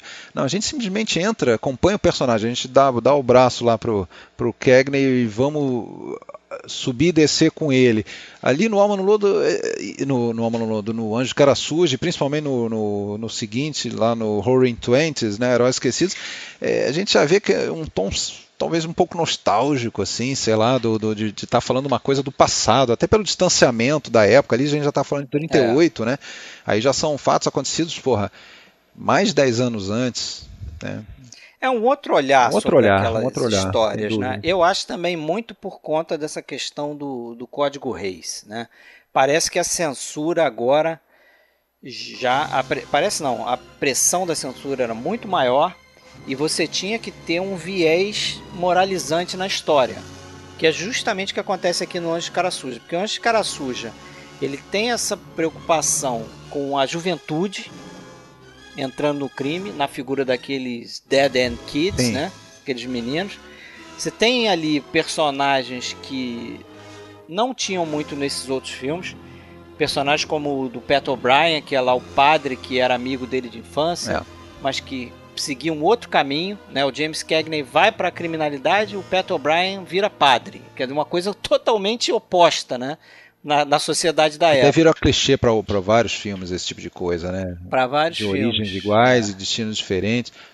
Esses Dead End Kids eram um grupo de atores, né? Mas que eram adolescentes, mas que eles eram meio delinquentes na vida real, assim, pelo menos eram problemáticos, assim, eram encrenqueiros, vamos dizer assim. E eles fizeram, acho que 7 filmes. Esse foi o terceiro deles. E o primeiro, acho que foi o filme foi o Dead End, né? O filme chamado O Beco Sem Saída. Né? Beco Sem Saída, que tem até o Humphrey Bogart. É um filme de gangster também, né? Eu ia até citar esse filme. É um filme de gangster muito teatral, porque eles passam o tempo todo num cenário, assim, como se fosse uma rua, um beco, né? Mas é um filme interessante. Tem o Bogart ainda como coadjuvante. O protagonista é o Joe McCrea, né, se não me engano. É o Joe McCrea. Isso. Eu vi esse filme tem muito, muito tempo. Até gostaria de rever. Mas esses meninos estão todos lá, né? Quase todos, né? Tem o nome deles aqui. Quer citar rapidinho? Eu sei do principal, que é o Leo Gorsey. Não o principal, mas o que aparece mais. Tem o Billy Hallop, que é o líder da gangue aqui nesse filme. Tem o Leo Gorsey, que é aquele cara mais violento, né? Um menino mais violento, que até tenta abrir o envelope lá e leva um tapa do James Cagney, né? E levou uma dura na vida real também nas filmagens, que eles ficavam improvisando nas cenas e deixavam os atores pé da vida, né? Eles improvisavam de uma maneira que complicava depois para o ator retomar Então, quando eles ameaçaram fazer isso com o Cagney, eles tinham feito com o Bogart meio que deixou, assim, não fez nada. Quando fez com o Cagney deu uma chave de braço no Leo Gorsey lá e pronto, acabou a gracinha. Virou só profissionalismo agora. É um filme que foi importante pro James Cagney também, porque o Cagney tinha essa coisa de sair e voltar para Warner, né? Ele percebia que o contrato dele não podia valorizar mais, então ele dava... Essa foi a reestreia dele, se eu não me engano. Ele voltou pela segunda vez, né? A segunda reestreia dele, né? E depois ele vai fazer uma terceira lá no Fúria Sanguinária. Isso mesmo. De novo no filme de gangster também. Vem de cada Oscar pra esse filme, né? O Cagney. Eu acho o James Cagney um excelente ator, né, cara? Depois, quando a gente chegar no Fúria Sanguinária, falar um pouquinho do Fúria Sanguinária, a gente pode falar um pouquinho mais, mas eu acho ele um ótimo ator. E quem quisesse limitá-lo a falar, não, tudo bem, o cara era um bom no papel de gangster, porra, basta ver lá o Canção da Vitória, né? Que é um musical, porra. O cara dança, canta. É um baita ator. Showman, ele... E ele, assim, ele se baseou muito na própria infância dele, né? Também de bairro pobre e tudo, eu conhecia essas gírias todas e tal. Então ele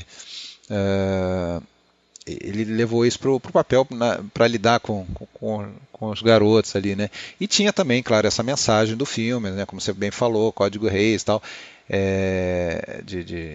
E eu acho que é praticamente a moral da história, a moral do filme, e isso vai ficar muito presente também na cena final, que tem até aquela polêmica. Eu acho que a grande discussão eterna sobre esse filme é a questão no final, se o personagem do Rock Sullivan, que é o personagem do Cagney, ele amarelou de verdade ou se ele fingiu. Eu sempre achei uma coisa que eu acho que a minoria acha. Depois a gente pode falar, não sei se você quer falar disso também, se tem opinião. Não, eu quero falar desse sinal. O seguinte, eu vi esse filme no cinema. No cinema, numa mostra que acho que passou aqui ou no Catete ou no Flamengo, sei lá. Na década de 90 eu vi esse filme com meu pai no cinema. E depois, quando a gente saiu, meu pai, a dúvida não foi muito sobre isso, mas o meu pai ficou com a seguinte dúvida: se eles fizeram a cena final da forma que fizeram, porque a gente não vê o James Cagney sentando na cadeira elétrica, se não me engano. A gente vê a sombra dele. E escuta, a gente vê tudo escuta os em gritos. sombra, escuta os gritos, aí corta pro Pat O'Brien, ele tá rezando, não sei o quê, com lágrimas nos olhos, não sei o quê, e a gente vê a sombra dele se debatendo na parede lá, como se não quisesse, não querendo ir para a cadeira elétrica. Meu pai sempre questionou isso, perguntando: mas será que eles fizeram isso porque o James Cagney não era um bom ator e eles não quiseram expor Ao contrário. o Cagney? Eu acho que hoje, na época eu não refleti muito sobre isso, mas hoje eu acho que é o contrário. O próprio Cagney foi Eu acho que é uma coisa disso. de estilo, é uma coisa para não ser tão explícito assim, talvez tenha sido uma exigência dos censores. E eu acho que é uma coisa de estilo também, né? Porque é bacana ver aquela sombra dele ali, aquela cena é bem filmada, né? Aliás, a gente não citou o diretor do filme, que é o Michael Curtiz, que é um diretor importante, conhecido, fez Casablanca, fez diversos outros filmes. Aventura de Robin Hood. Eu acho que para quem não viu o filme, lamento, nós não vamos respeitar o spoiler, mas para quem viu e não deu atenção, nós temos aí o personagem que ele é durão do início ao fim, ele não aceita nada. Não leva desaforo para casa. Não leva desaforo para casa, ele não tem medo da morte, ele é destemido e ele vai para a cadeira elétrica e continua com a marra dele na prisão. O padre, amigo dele, pede um favor para ele: olha, se você gritar, amarelar, fingir que amarela, eu sei que você não vai amarelar, eu sei que você não vai, eu te conheço, eu sei que você não vai amarelar, mas se você fingir que amarelou, os garotos vão deixar de ter você como ídolo e de repente vão poder, né, seguir um outro caminho. E ele fala: isso eu não sei, isso eu não vou fazer, isso eu não posso fazer. E vai caminhando de peito aberto, e quando ele some da câmera, a gente só vê a sombra dele, começam os gritos e a gente escuta ele amarelando. E aí fica aquela dúvida: ele atendeu o pedido do amigo? Ou ele realmente amarelou? E essa é a dúvida. E eu sempre achei, continuo achando que ele amarelou de verdade, que ele não aceitaria fingir fazer papel, mas só que quando ele viu a cadeira, quando ele foi sentar, que é uma coisa bem comum, né, cara? Essa valentia toda é uma grande máscara, não só do Rock Sullivan, não só o Rock Sullivan, como qualquer valentão, muitas vezes é uma grande máscara, né?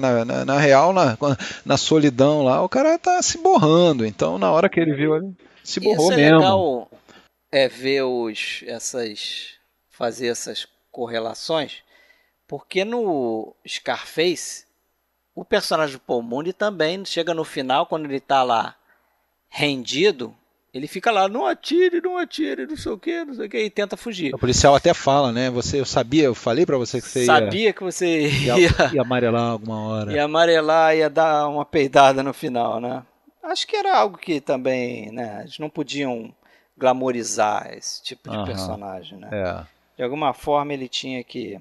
Mas sabe por que o que reforça eu achar isso? Pelo seguinte, se você pensar por dentro da história, no efeito nos garotos, tanto faz se ele fingiu ou não fingiu, né? Mas se você pensar nessa mensagem do Código Reis para nós, né, o que é melhor? Você vê um cara que é valentão mesmo, mas amarelou, que só fingiu, mas que fingiu, ou o cara que amarelou de verdade? Amarelou de verdade. É muito melhor que seja amarelou de verdade, né? Para chegar a mensagem para o público também, não só para os garotos no filme, né? Pois é. É verdade. Vamos pro próximo? Posso só fazer uma parte? Posso só fazer uma parte? Bem rápido. A gente não vai destacar, porque não há tempo de falar de todos, mas tem um filme antes da Warner, de 1936, antes do Anjo Cara Suja, que a gente deixou de falar, Floresta Petrificada, The Petrified Forest, dirigido pelo Art L. Mayo, tá?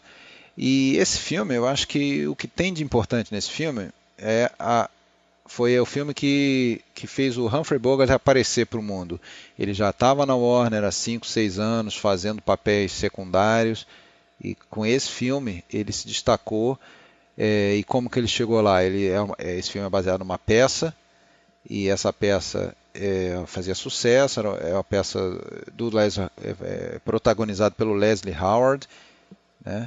E que tinha o Bogart como o vilão do filme. E ao se preparar o filme, o estúdio, a Warner, queria botar um ator mais famoso. Leslie Howard peitou, falou que tinha que ser o Bogart.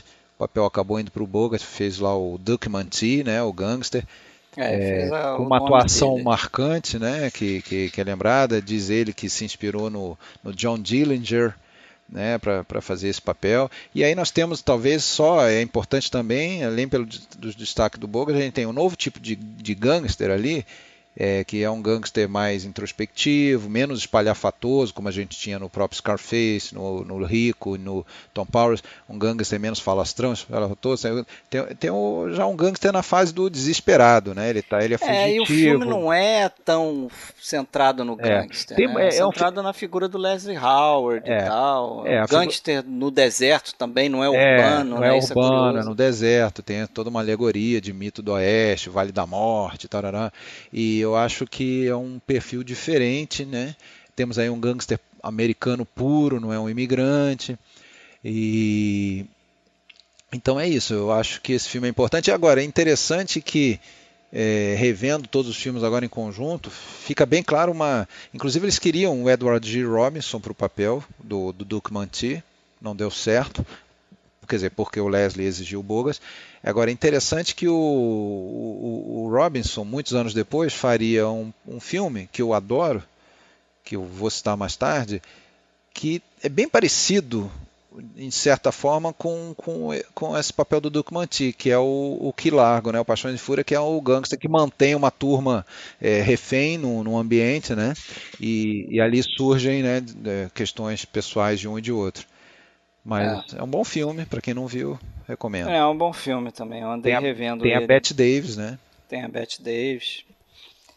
É um filme interessante também. E tem a oposição clara, porque o personagem do Leslie Howard ele meio que simboliza uma sociedade pura, uma sociedade mais evoluída, que está perdendo terreno para a bandidagem, ou enfim, para uma certa selvageria. Mas vamos seguir. Um personagem romântico, né? Até. Vamos seguir então, né?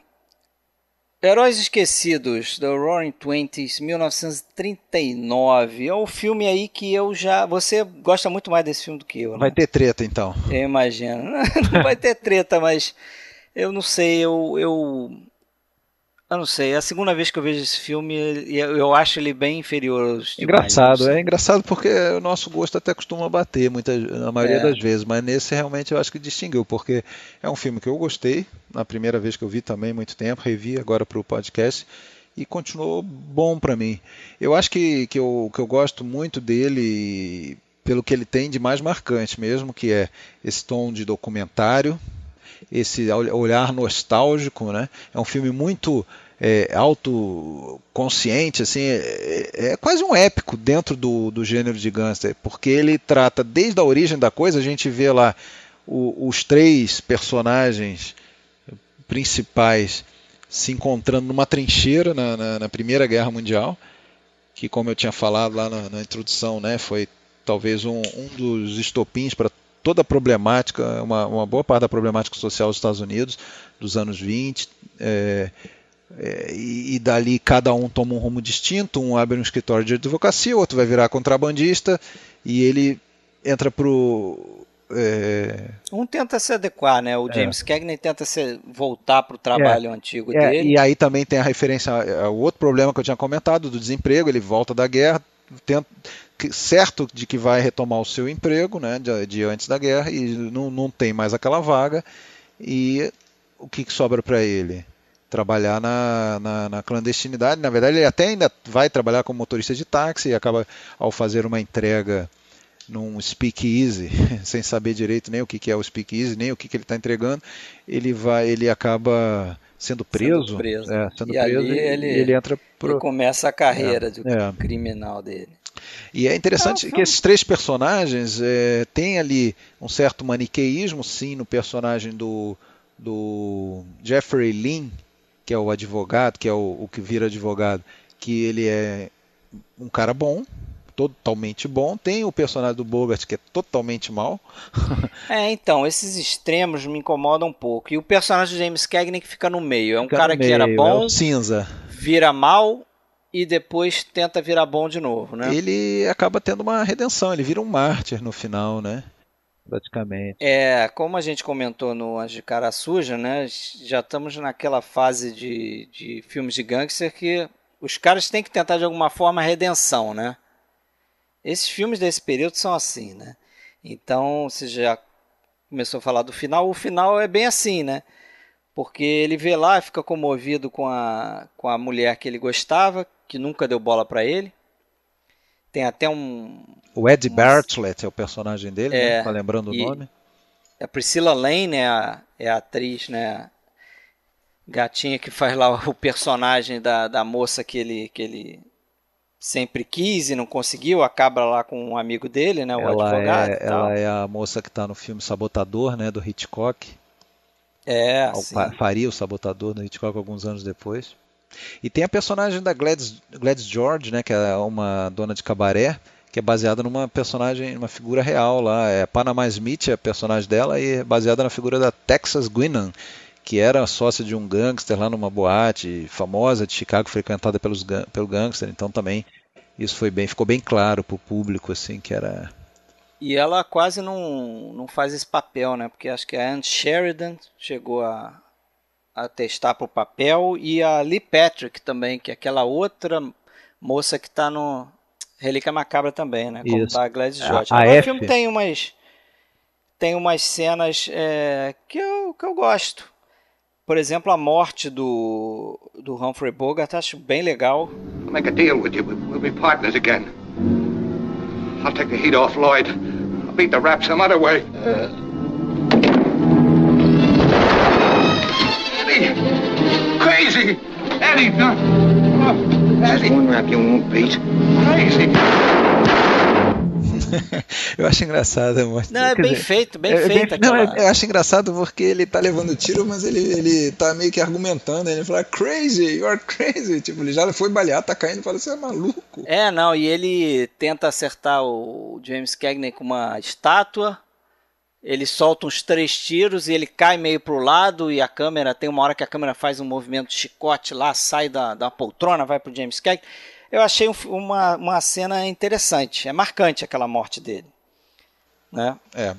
E a gente não pode deixar de falar do diretor desse filme, né? Que é o Raoul Walsh, grande diretor aí do cinema mudo, inclusive. O Walsh é uma figura importante, e eu particularmente gosto muito, né, de 3 filmes a partir daí que ele fez, né, nesse gênero do gangster, né, que é o Heróis Esquecidos, depois o Seu Último Refúgio, High Sierra, também com Bogart, e lá o Fúria Sanguinária.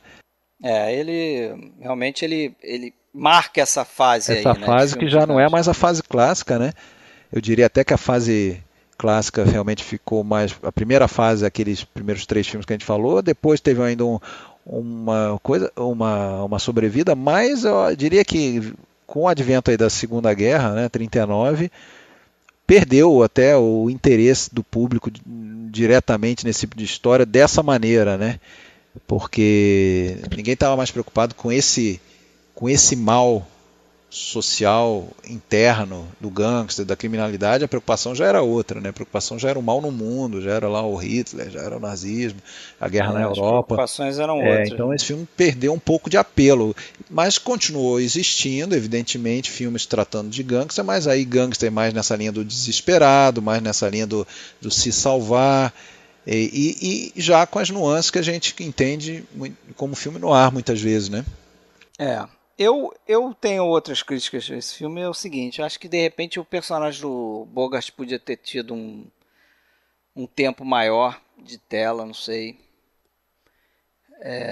Eu acho o personagem dele interessante, e ele é o vilão que está um pouco acima, né, rivaliza com James Cagney. O Bogart não teve vida fácil, né, cara? Essa que é a Não, grande verdade. Ele teve que escalar Ele mesmo. ralou muito, não, e assim, não é, você via, por exemplo, lá atrás, o James Cagney mandou ver num filme, no outro filme já era protagonista, o Robinson.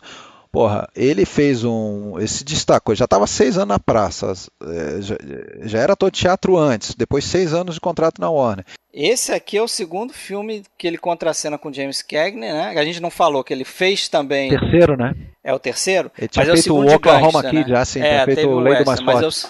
É o segundo de gangster, porque a gente não falou que ele faz um papel menor também no Anjo de Cara Suja, né? Ele chamou atenção lá no Floresta Petrificada, mas nem assim garantiu para ele bons papéis. Continuou fazendo coadjuvante por mais uma porrada de tempo, né? E tanto é que ele é coadjuvante lá no Anjo de Cara Suja, é coadjuvante no Heróis Esquecidos, né? Só lá no High Sierra, em 41 em diante, pô, mesmo assim no High Sierra ele fica o crédito dele vem depois da Ida Lupino, né? Ele ficou meio puto com isso, mas e ele já estava com 42 anos, né, cara, realmente já bem velhinho. E engraçado que a gente lembra dele, né, como um dos grandes astros do cinema, e foi, mas já tardiamente, né? Acabou tendo pouco tempo no topo, né? Coisa de 15 anos ali.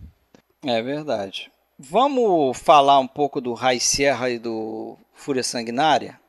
Talvez um pouco mais rápido, que a gente já tem aí 1h30. Mas antes, só uma curiosidadezinha, porque eu vou postar esse vídeo na galeria, que eu não sei se você lembra, na década de 90 tinha um comercial da Coca-Cola, que eles pegaram algumas cenas de alguns filmes desse período, colorizaram e botaram o Elton John. Isso, o Elton John cantava a música da Coca-Cola. E uma das cenas é essa, desse filme aqui, o James Cagney chamando a menina para tomar uma bebida, não sei o quê. Eu vou postar, os nossos ouvintes vão acessar nosso site lá, filmesclassicos.com.br, e vão ver lá. É verdade. E só uma coisa, Heróis Esquecidos, não custa citar a figura do Mark Hellinger, né, que era tinha sido repórter policial, conhecia também muito do submundo lá de Chicago, e o Hellinger dizia que esse filme era praticamente um filme de memórias dessa experiência dele, né? E ele é o cara que assina não assina o roteiro, assina a história do The World Moves On, na qual se baseia o roteiro, que foi escrito por 3 pessoas, um deles o Robert Rossen, que seria diretor e tal. E também gosto de lembrar da frasezinha, né, no final, quando ele morre e chega alguém... He used to be a big shot. He used to be a big shot. É isso aí. E agora, vamos falar do High Sierra? High Sierra, vamos falar. Eu tenho pouca coisa aqui anotada, mas vamos lá. A gente acabou, né? Você comentou fez bem comentado o Floresta Petrificada, mas é aquela coisa, não dá pra gente passar por todos os filmes, porque vai ter 4, 5 horas. Mas a gente tinha que escolher um filme também para falar do Humphrey Bogart, né? Porque era, a meu ver, o terceiro. Como protagonista, né? O terceiro como protagonista em papel de gangster, né? Para mim ele vem depois dos outros 2. Mas a gente tinha que falar de um filme que trouxesse ele como personagem principal, né? Sim. Esse é um desses filmes. Eu gosto bastante desse filme. Também, gosto bastante. Também já acho que é aquele filme que já está bastante... o gangster já está bastante travestido em outra coisa, né? Ele virou outra coisa. Porque ele é um cara que ao mesmo tempo é durão, mas ele fica cheio de de amores pelaquela menina lá que ele conhece, daquela família pobre, fica com Sim. pena do velhinho, da família, das lutas da família. Então ele fica numa dualidade, né? Ele vive num universo que ele tem que ser durão com os outros dois Eu não sei você, cara, mas eu jovens. simpatizo bastante com o personagem dele, até por causa disso. Roy né? Earl. O Roy Mad Dog Earl, dá pra simpatizar bastante com ele, né? Sim, sim. E ele acolhe aquela moça, que é, na verdade, uma prostituta que está ali por um acaso, né? A personagem da Aida Lupino. Ele trata bem ela, né? Diferente dos rapazes, né? Que esculhambam ela o tempo todo. Então ele é um personagem simpático, cara. Sim, é dos mais simpáticos, talvez, né? É. Nesse Mas universo aí de é gangsters. interessante, fica bem claro para quem vê esse filme, se você comparar lá com um Alma no Lodo, né? É, dá quase para dizer que se fosse uma sequência de filmes, essa seria a continuação ou uma etapa futura, né? Porque ali você já parte do princípio que o público já conhece tudo sobre o que forma um gangster, né? Você já sabe tudo que aquele cara passou, né, na vida dele, ali já ele está numa outra fase, né? Ele está sendo procurado, está fugindo, né? Na verdade, eu acho que ele começa o filme saindo da cadeia, e eu acho engraçado, né, cara? Eu acho engraçado nesse filme. O cara sai da cadeia, ele não descansa uma semana para daí pensar, não, Já vai pra treta ele já. já sai com um chamado para ir fazer um assalto, entendeu? Já foram buscar. E outra coisa que eu acho engraçada, esse recurso que eles têm muito nesses filmes, de usar a capa do jornal para passar uma mensagem pro público, pro espectador do filme, né? Sim. E é engraçado que, porra, o cara solta um peido lá no meio do deserto, sai na primeira página. É. Roy Earl fez não sei o quê. É. Fulano fez não sei o quê. É. Acho isso engraçado, porque provavelmente não devia ser sempre assim com todos os bandidos, né? Saiu uma foto do cara e uma manchete, não sei o quê. Devia sair no meio na página criminal, lá no meio do coisa. Devia sair coisa na primeira página também, mas não sei se com tanta frequência. Lembrar que esse filme também dá para enquadrar ele um pouco como noir e também como um filme de assalto, de certa forma, porque é aquela coisa, né, da quadrilha que vai fazer um grande assalto e depois já é uma mistura, tudo né? errado e tal.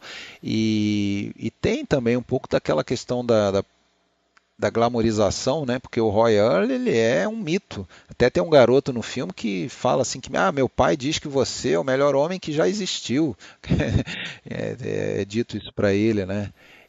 Mas aí é o lado bom dele, né? O lado porque bom. é aquele lado que paga a operação da menina e em tese não quer nada em troca, mas depois mas um garoto, quer casar com ela. Não sei se você lembra quando ele está passando e passa na antiga cidade dele, que aí tem um cara lá, um caipira que fica olhando para ele, que depois reconhece e tal, mas tem um garoto que ele encontra, e o garoto não tem nada a ver com a história da menina, não. Que ele ajuda. Sim. O garoto fala, meu pai diz que você é o melhor homem que já existiu. Não sei o quê. Eu não lembro. E tem também muito forte o lance da nostalgia, daquela coisa até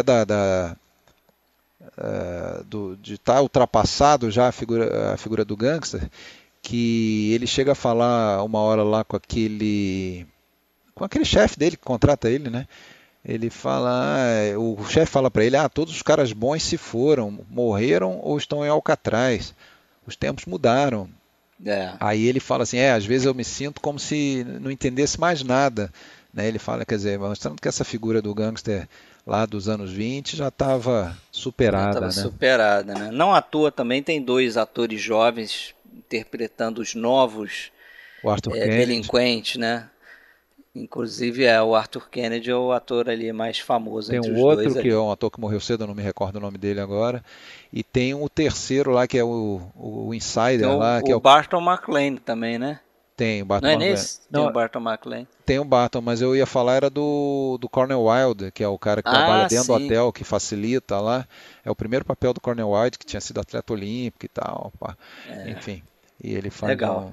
E esse filme, só lembrando que ele foi feito então lá pelo Hal Walsh, né, que a gente já citou, e o próprio Hal Walsh faria uma refilmagem dele como western em 49, que é o Colorado Territory, que é um bom western também. Me esqueci o título em português. Não vou lembrar, mas é com Randolph Scott, né? Isso. Muito não, bom acho filme que também. não é o Joel McCrea também, esse filme? Eu acho que tem. Eu não sei. Vou dar uma pesquisadinha aí. Tô na dúvida. Mas eu acho que é com o Randolph Scott. E De repente até com os dois. E tem um negócio legal que foi a filmagem em locação lá na cena final, que ele cai lá que ele sobe na montanha nevada do High Sierra mesmo, que chama, né? Um pedaço da cadeia das montanhas nevadas na Califórnia e tal. E teve uma queda lá de 27 metros que na hora que ele é alvejado, né? E o dublê fez várias vezes e tal. Coitada, e né? o dublê queria fazer mais, o dublê não estava satisfeito. Aí o Hal Walsh falou, pô, cara, para os 25 centavos que eles cobram pelo ingresso, tá muito bom isso aí já. Ó, você tem razão, é com o Joe McCrea mesmo, Virginia Mayo. Isso. E até o Henry Hull, que faz aqui o médico, né? O Henry Hull. Faz o médico. Eu confundi com outro filme daquele Bud Bodicher, que é com... E e mais uma vez tem aquela falinha no final, né? Na hora que o cara morre lá, alguém vira e fala Big Shot Earl. Não parece um Big Shot agora, né? Agora não tá parecendo grande coisa. Tem a frase de efeito. Tem sempre a frase de efeito. Vamos pro White Heat. Fúria Sanguinária. I made it, mom! Fúria Sanguinária. Cara, pra mim é um filmaço. Eu gosto bastante desse filme, que é daquele tipo que você já comentou, é um filme que se confunde no universo de gangster, né? Do roubo também, né? Tem o roubo da refinaria. Do roubo. Então. Ele é eu acho que ele é uma coletânea desses filmes que a gente viu antes. Aí, né? Eu selecionei algumas coisas. É essa coisa misto de filme de gangster, com filme de assalto, com filme de prisão, que era um filme também, tipo de filme muito comum nessa época pre-code, né? É um filme de procedimento policial, tem aquela questão da tecnologia, né? Eles mostram o lado de investigação, o rastreamento e tal. Tem até um GPS manual lá, né? Curioso aquilo. Isso, Não, é bem legal, cara. É um personagem do James Cagney que é muito rico, assim, é uma mistura de psicopata, mas é um cara inteligente também, né? É um cara que é um líder ali no meio da gangue dele, você vê que ele se impõe e tudo mais. O James Cagney, 18 anos depois do Inimigo Público, ele tá em plena forma e meio que pega o Tom Powers do Inimigo Público e adiciona uma boa dose de psicopatia e é sensacional. O Cold Jarrett, né? Eu acho que é o gangster mais psicótico desses filmes todos, assim. Ele queria fazer uma coisa diferente, né? Acho que foi ideia até dele mesmo. Tava voltando, né? Terceira chegada dele na Warner. Terceira volta dele à Warner. Até as propagandas do filme diziam assim, o James Cagney fugiu da cadeia, está solta, James Cagney está solta, né? Como se ele tivesse ficado preso esse período todo que ele estava em outro estúdio. E ele voltou por cima, né? Porque agora ele tinha... ele podia aprovar o roteiro dele, fazer modificações, né? Ele podia dar pitaco nos roteiros que eles iam fazer. Mas uma coisa, tem alguns toques muito interessantes nesse roteiro, né? E também foi baseado lá num gangster da vida real, que eu não lembro qual, o assalto ao trem parece que foi baseado num assalto real, aconteceu nos anos 20, tudo. Mas alguns diferenciais ali nesse filme que a gente vê. Primeiro, a figura da mulher, a Virginia Mayo, a personagem da Virginia Mayo, que é uma mulher nojenta. Ela ronca, ela corre. A primeira vez que a gente vê ela no filme, ela tá roncando, né? Você nem vê uma mulher bonitinha, loura. A mulher do filme se apresentar roncando de maneira horrível, né? E cuspindo, é nojenta, é vulgar, ela trai o cara e enfim, ela é do jeito que o Raw Walsh gostava mesmo nos filmes, né? E outra coisa é aquela relação dele doentia com a mãe, né? Sim. Eu acho que é fundamental. Senta no colo da mamãe. A mãe praticamente é a principal cúmplice dele no filme, né? A mãe é totalmente diferente das mães tradicionais no cinema, até as mães dos gangsters. Não, até as mães nos filmes de gangster, né? Isso que eu ia falar, porque é preocupadas, boazinhas que rezam. Subversão do personagem, da família, né? Porque tem família também no filme, só que é desse tipo, né? A família também está em sintonia com os criminosos. A mãe ajuda ele a eliminar os rivais, ajuda ele a fugir, e instiga ele a matar e tudo mais, né? E também isso foi baseado num gangster lá que foi executado em 32 e a última palavra dele foi mande lembrança para minha mãe e tal. Eu sempre lembro da cena dele com a mãe na cadeia. Eu lembro daquele filme do Steve Martin lá, que é O Cliente Morto Não Paga. Uhum. Que eles usam um pedaço desse filme. Sim. E o Steve Martin vai vestido como a mãe dele, entendeu? E contra a cena com James Cagney. Uhum. Aí sempre que eu vejo essa cena, eu lembro desse filme. A Margaret Wycherley, né, que tinha sido mãe de Sargento York também no cinema. A atriz fazia alguns coadjuvantes aí, né? Em Hollywood. Agora, voltando a falar do Cagney aí, que eu falei, comentava, como eu acho ele um grande ator, né? Muito por conta desse filme, eu acho que esse é um dos melhores papéis dele. É aquela coisa exagerada, né? Meio até lembra um pouco o Scarface do Al Pacino, mas eu acho que a melhor cena dele, eu acho que seria meio óbvio escolher aquela que ele surta no refeitório. No refeitório, né? Aquela é muito boa também, mas eu acho que a melhor cena é a segunda descoberta dele, né? Porque essa é a primeira. Quando ele descobre que o Fallon é polícia, é cop. Primeiro ele descobre que a mãe morreu, aí ele surta. Eu anotei pra falar aqui também essa. E na segunda, quando ele descobre que o cara é um policial, porra, aquele primeiro plano no rosto dele, que ele tá quase chorando, mas ele tá rindo ao mesmo tempo. Tu viu uma série de conflitos ali na cara dele. Uhum. A cop. How do you like that, boys? A cop. And his name is Fallon.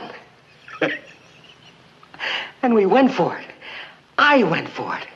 Treated him like a kid brother. And I was going to split 50-50 with a cop. Maybe they're waiting to pin a medal on him. Você vê um misto de raiva, o cara tá decepcionado, raiva tá nervoso, mesmo, tá né? surpreso, raiva dele mesmo por ter caído naquela historinha. Não, é muito foda, cara. E porra, aquela cena ali, se você pensar assim, o James Cagney é aquilo que você falou, o cara só faz papel de gangster, de durão, não sei o quê. Porra, olha essa cena, cara. Essa cena é muito boa, muito boa. E aí, isso aí já é perto do final, né? Mas aí tem o próprio final na refinaria. Tem o famoso I've made it my top of the world. Quer dizer, a mãe já morreu. Inclusive, quando ele tá antes, naquele prédio que ele descobre que o Fallon era a polícia, ele chega a olhar para cima, pro céu, como se estivesse olhando pro céu e falar, tá vendo, mãe, viu? Não sei o quê. Ele tá conversando com a mãe que já morreu. Ele é totalmente psicótico, né? E é a morte talvez mais bombástica, né, literalmente, desses criminosos todos aí que a gente falou. É engraçado que em vários filmes, não só nesse do Gangster, outros filmes que eu lembro, que tem essa situação, né, que é o cara que na verdade ele corre em direção à morte, ele sabe que ele já está encurralado, então ele só não quer se entregar, ele quer morrer, ele sabe que vai morrer, mas ele quer morrer em grande estilo e de preferência levando gente com ele. Então é esse caso, ele está numa refinaria, vai fugir, subindo lá no tanque, ele vai fugir para onde dali? Não tem como. Né? Não, e ele comete ele tá indo para lá para se matar, que eu vou chamar de suicídio por explosão, né? Exatamente. Porque ele que dá tiro naqueles canos lá, libera o gás e acaba explodindo a coisa toda. Isso o próprio Bogart no High Sierra também é a mesma coisa, quando ele sobe vai subindo a montanha, como é que ele vai descer dali, a não ser morto ou preso, né? Já parece um pouco na linha do fatalismo, né, do filme noir, né? O cara tá naquela estrada ali e não tem volta. Mas eu acho que a gente pulou para deixar talvez pro final, que é a cena mais marcante do filme, quem vê não esquece, que é do telefone game lá no refeitório, né?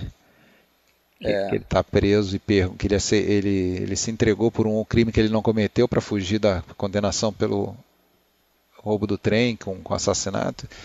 E aí lá ele vê que chegou um cara novo de fora, pergunta pela mãe, só que o cara tá sentado, né, 5 posições ao lado dele, então vai passando de ouvido em ouvido a pergunta, como é que tá a mãe, e volta.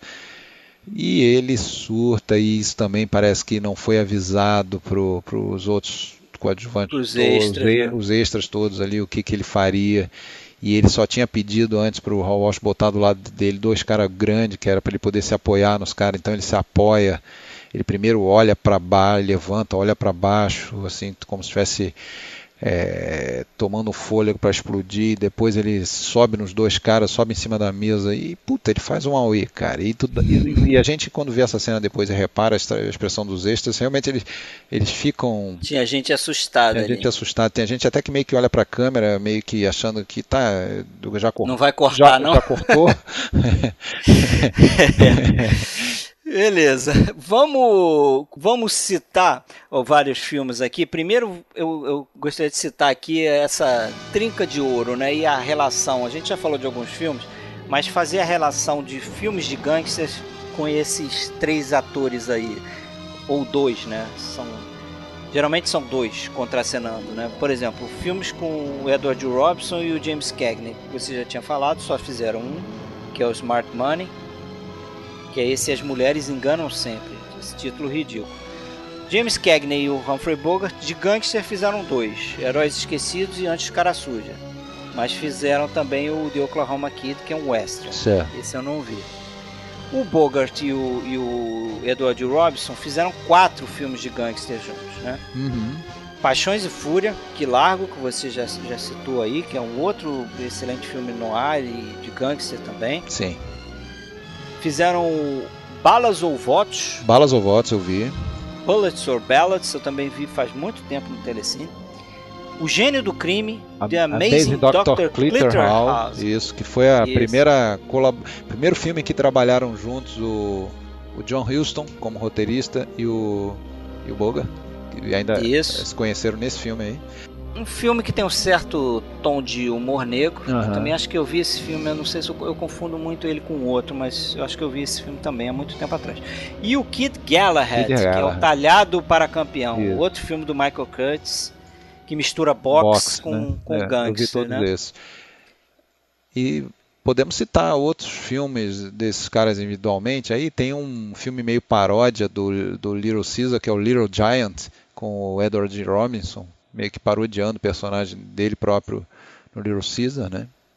Sim. Tem um outro filme que eu gosto bastante, que é com Paul Mooney, que é O Fugitivo, que não é propriamente um filme de gangster. É mais um filme de prisão, né? Um filme de prisão, mas ele comete assaltos e tal. Tem o Beco Sem Saída, que a gente já falou. Teve um filme em 1930 do Mayo, que dirigiria o Floresta Petrificada, chamado Caminhos do Inferno. Doorway to Hell, que foi com Cagney e o Lou Ayres, que nem é um ator assim muito talhado, talvez para filme de gangster, né? Era sempre um bom moço demais, né? Mas... E tem um outro filme de 1940 que também é pouco lembrado quando se fala de filme de gangster, mas eu considero um filme importante nessa fase aí, que tem é do Hal Walsh também, que é o They Drive by Night, Dentro da Noite, de 1940, que tem o George Raft. Também é outro que se confunde com... É o George Raft e o Bogart, né? O Bogart e o... Exatamente. São os dois. Pô, é um bom filme esse aí, cara. Bom filme também. E tem a Aida Lupino, que aliás foi por causa do sucesso que ela fez no They Drive by Night, que eles em 41 falaram, não, peraí, vamos botar ela top billing lá, em primeiro lugar nos créditos, para desespero do Bogart, né? Agora, citando outros filmes aqui de diversas épocas, tá? Claro, a gente já falou aqui, Poderoso Chefão, a trilogia, evidente, Scarface, a gente já comentou, mas outros filmes do Brian De Palma, por exemplo, Pagamento Final, Carlitos Way, com Al Pacino, também, um papel de um gangster que tenta sair da vida do crime, né? Sai da prisão, tenta sair. Os Intocáveis, um filme bastante famoso, certamente o pessoal viu. Outros filmes noir que às vezes a gente pode incluir no universo de gangster, eu já citei aqui o Império do Crime, mas o Force of Evil, ou aquele Força do Mal com John Garfield, também é um noir gangster. O Segredo das Joias, né? Tem aquela coisa da estrutura de quadrilha ali, né? Também é um filme de assalto também, né? Sim. Rififi também. Se a gente começar a citar filme noir, a gente não para mais, né? Pois é. Outros filmes aqui mais novos. Não sei se você viu esse, Ajuste Final, já viu? Sim, Ajuste Final Para mim é um dos melhores filmes dos irmãos Coen. Sem dúvida. Muito filme. Bom. Miller's Crossing. Tem o Gangster de 2007 aí, o filme com o Denzel Washington, lembra disso? Tem também o filme novo. Eu não gostei tanto. Mas não chega a ser. não filmaço. chega aos pés desse, né? Tem alguns filmes cujo personagem principal, John Dillinger, que era outro grande gangster também, né? Muito reconhecido pelo povo em geral, junto com Al Capone na época. Tem até o próprio filme chamado Dillinger, né? Tem o Dillinger. Tem um filme chamado Al Capone lá, que é quase uma... Sim, mas esses filmes com o John Dillinger. Tem o Dillinger, de 45. Tem o Dillinger, de 1973, que é até aquele Warren Oates, que faz o papel do Dillinger. Isso. E tem um recente também, de 2009, que é o Johnny Depp, que faz o Dillinger, que é o Inimigos Públicos. Isso. Verdade. Que é um filme, é o do Michael Mann, mas é um filme também mais ou menos, né? Tem outros filmes que a gente não pensa muito como filmes de gangster, mas tem uma estrutura de uma quadrilha, tem o personagem do chefão, por exemplo, Sindicato de Ladrões. Ah, sim. Né? Tem o personagem lá do Lee J. Cobb. Sim. Que é um gangster envolvido com o problema do sindicato, né? Controlando o sindicato e tudo. Entendi. Outros filmes, pra gente encerrar, mas que a gente não pensa muito, como filmes de gangster, Cães de Aluguel, Pulp Fiction. Sim. Outro grande filme de gangster que não pode deixar de fora, Era Uma Vez na América. Ah, claro. A gente já comentou tava esquecendo de citar até esse aí. A gente comentou ele no episódio do Sérgio Leone. Bons Companheiros, tem o Martin Scorsese foi uma série Caminhos de filmes, Perigosos. Né? Bons Companheiros, Caminhos Perigosos, Gangues de Nova York. O próprio Infiltrados, né? Infiltrados, 2006, também um filme de gangster. Ou seja, é um que é baseado em outro filme interessante, que eu deixo de dica aí também, que é um filme de Hong Kong, não sei se você viu esse, chamado Conflitos Internos. Eu sei que Internal Affairs. Sim, eu sei que tem, mas não, eu acabei esquecendo na época e nunca mais fui atrás, mas eu sei que... Muita coisa dos Infiltrados está ali, é uma adaptação. Os Infiltrados é um remake desse filme. Sim. Tem o Donnie Brasco, que é um filme de gangster famoso também. O próprio Bonnie and Clyde é um filme de gangster. Estrada para a Perdição, Marcas da Violência. O que mais? Point Blank. Tem os filmes do Jean-Pierre Melville. Ah, pois é, que era um... Como não citar? Bob Jogador. Bom jogador, né? Técnica de um Delator, Profissionais do Crime, Círculo Vermelho. Se a gente for pro cinema francês, aí tem uma enormidade, né? Você já falou do Rififi e vários outros, o Grisby. Também, filme de gangster. É. Honra dos Poderosos Prise. Outro filme famoso de gangster que a gente não pode deixar de falar. E, porra, só pra terminar, duas séries que eu acho que você não viu, mas eu vi, são muito boas. São todas centradas na figura do gangster, que é a família Soprano. Né? É legal até que no Soprano tem um episódio lá importante na série, que o Tony Soprano, que é o gangster mor lá e tal, é o personagem principal, ele assiste uma cena do filme do Cagney, do Inimigo Público. E isso desperta nele lá uma lembrança da mãe que tinha recém-falecido e tal, e o cara fica meio transtornado. E, por último, o Boardwalk Empire. Não conheço. Que é uma produção do... Conhece? Não, você conhece de nome, não né? Não conheço, nem de nome. Qual que é o nome? Excepcional, é a produção do Scorsese, Boardwalk Empire. Ah, sim, não. Eu não entendi quando você falou, mas eu conheço sim, de nome, mas não vi. Essa série, ela tem... Você que gosta de história, você deveria assistir essa série. Ela tem 5 temporadas, mas ela tem toda essa relação de vários gangsters famosos. O Nucky Thompson, que era de Atlantic City, o Al Capone e o Johnny Torrio, que era de Chicago. Tem o Lucky Luciano, que era um cara influente em Nova York. Meyer Lansky, Arnold Rossin, também, que era de Nova York. Então, assim, ele faz um apanhado geral daquela era da Prohibition, e como esses caras se conversavam e quais eram os problemas que eles tinham entre as gangues e tudo. Uma excelente série, cara. Eu deixo de dica aí. Beleza? Beleza. Falamos pra caramba, 2 horas de We episódio. made it, Fred. We made it, Fred. End of the episode. Boa noite aí, pessoal. Boa noite, Alexandre. Falou, Fred. Boa noite. Até a próxima. Até nosso próximo episódio. Até. A Malvada. Abraço. Abraço. Rated by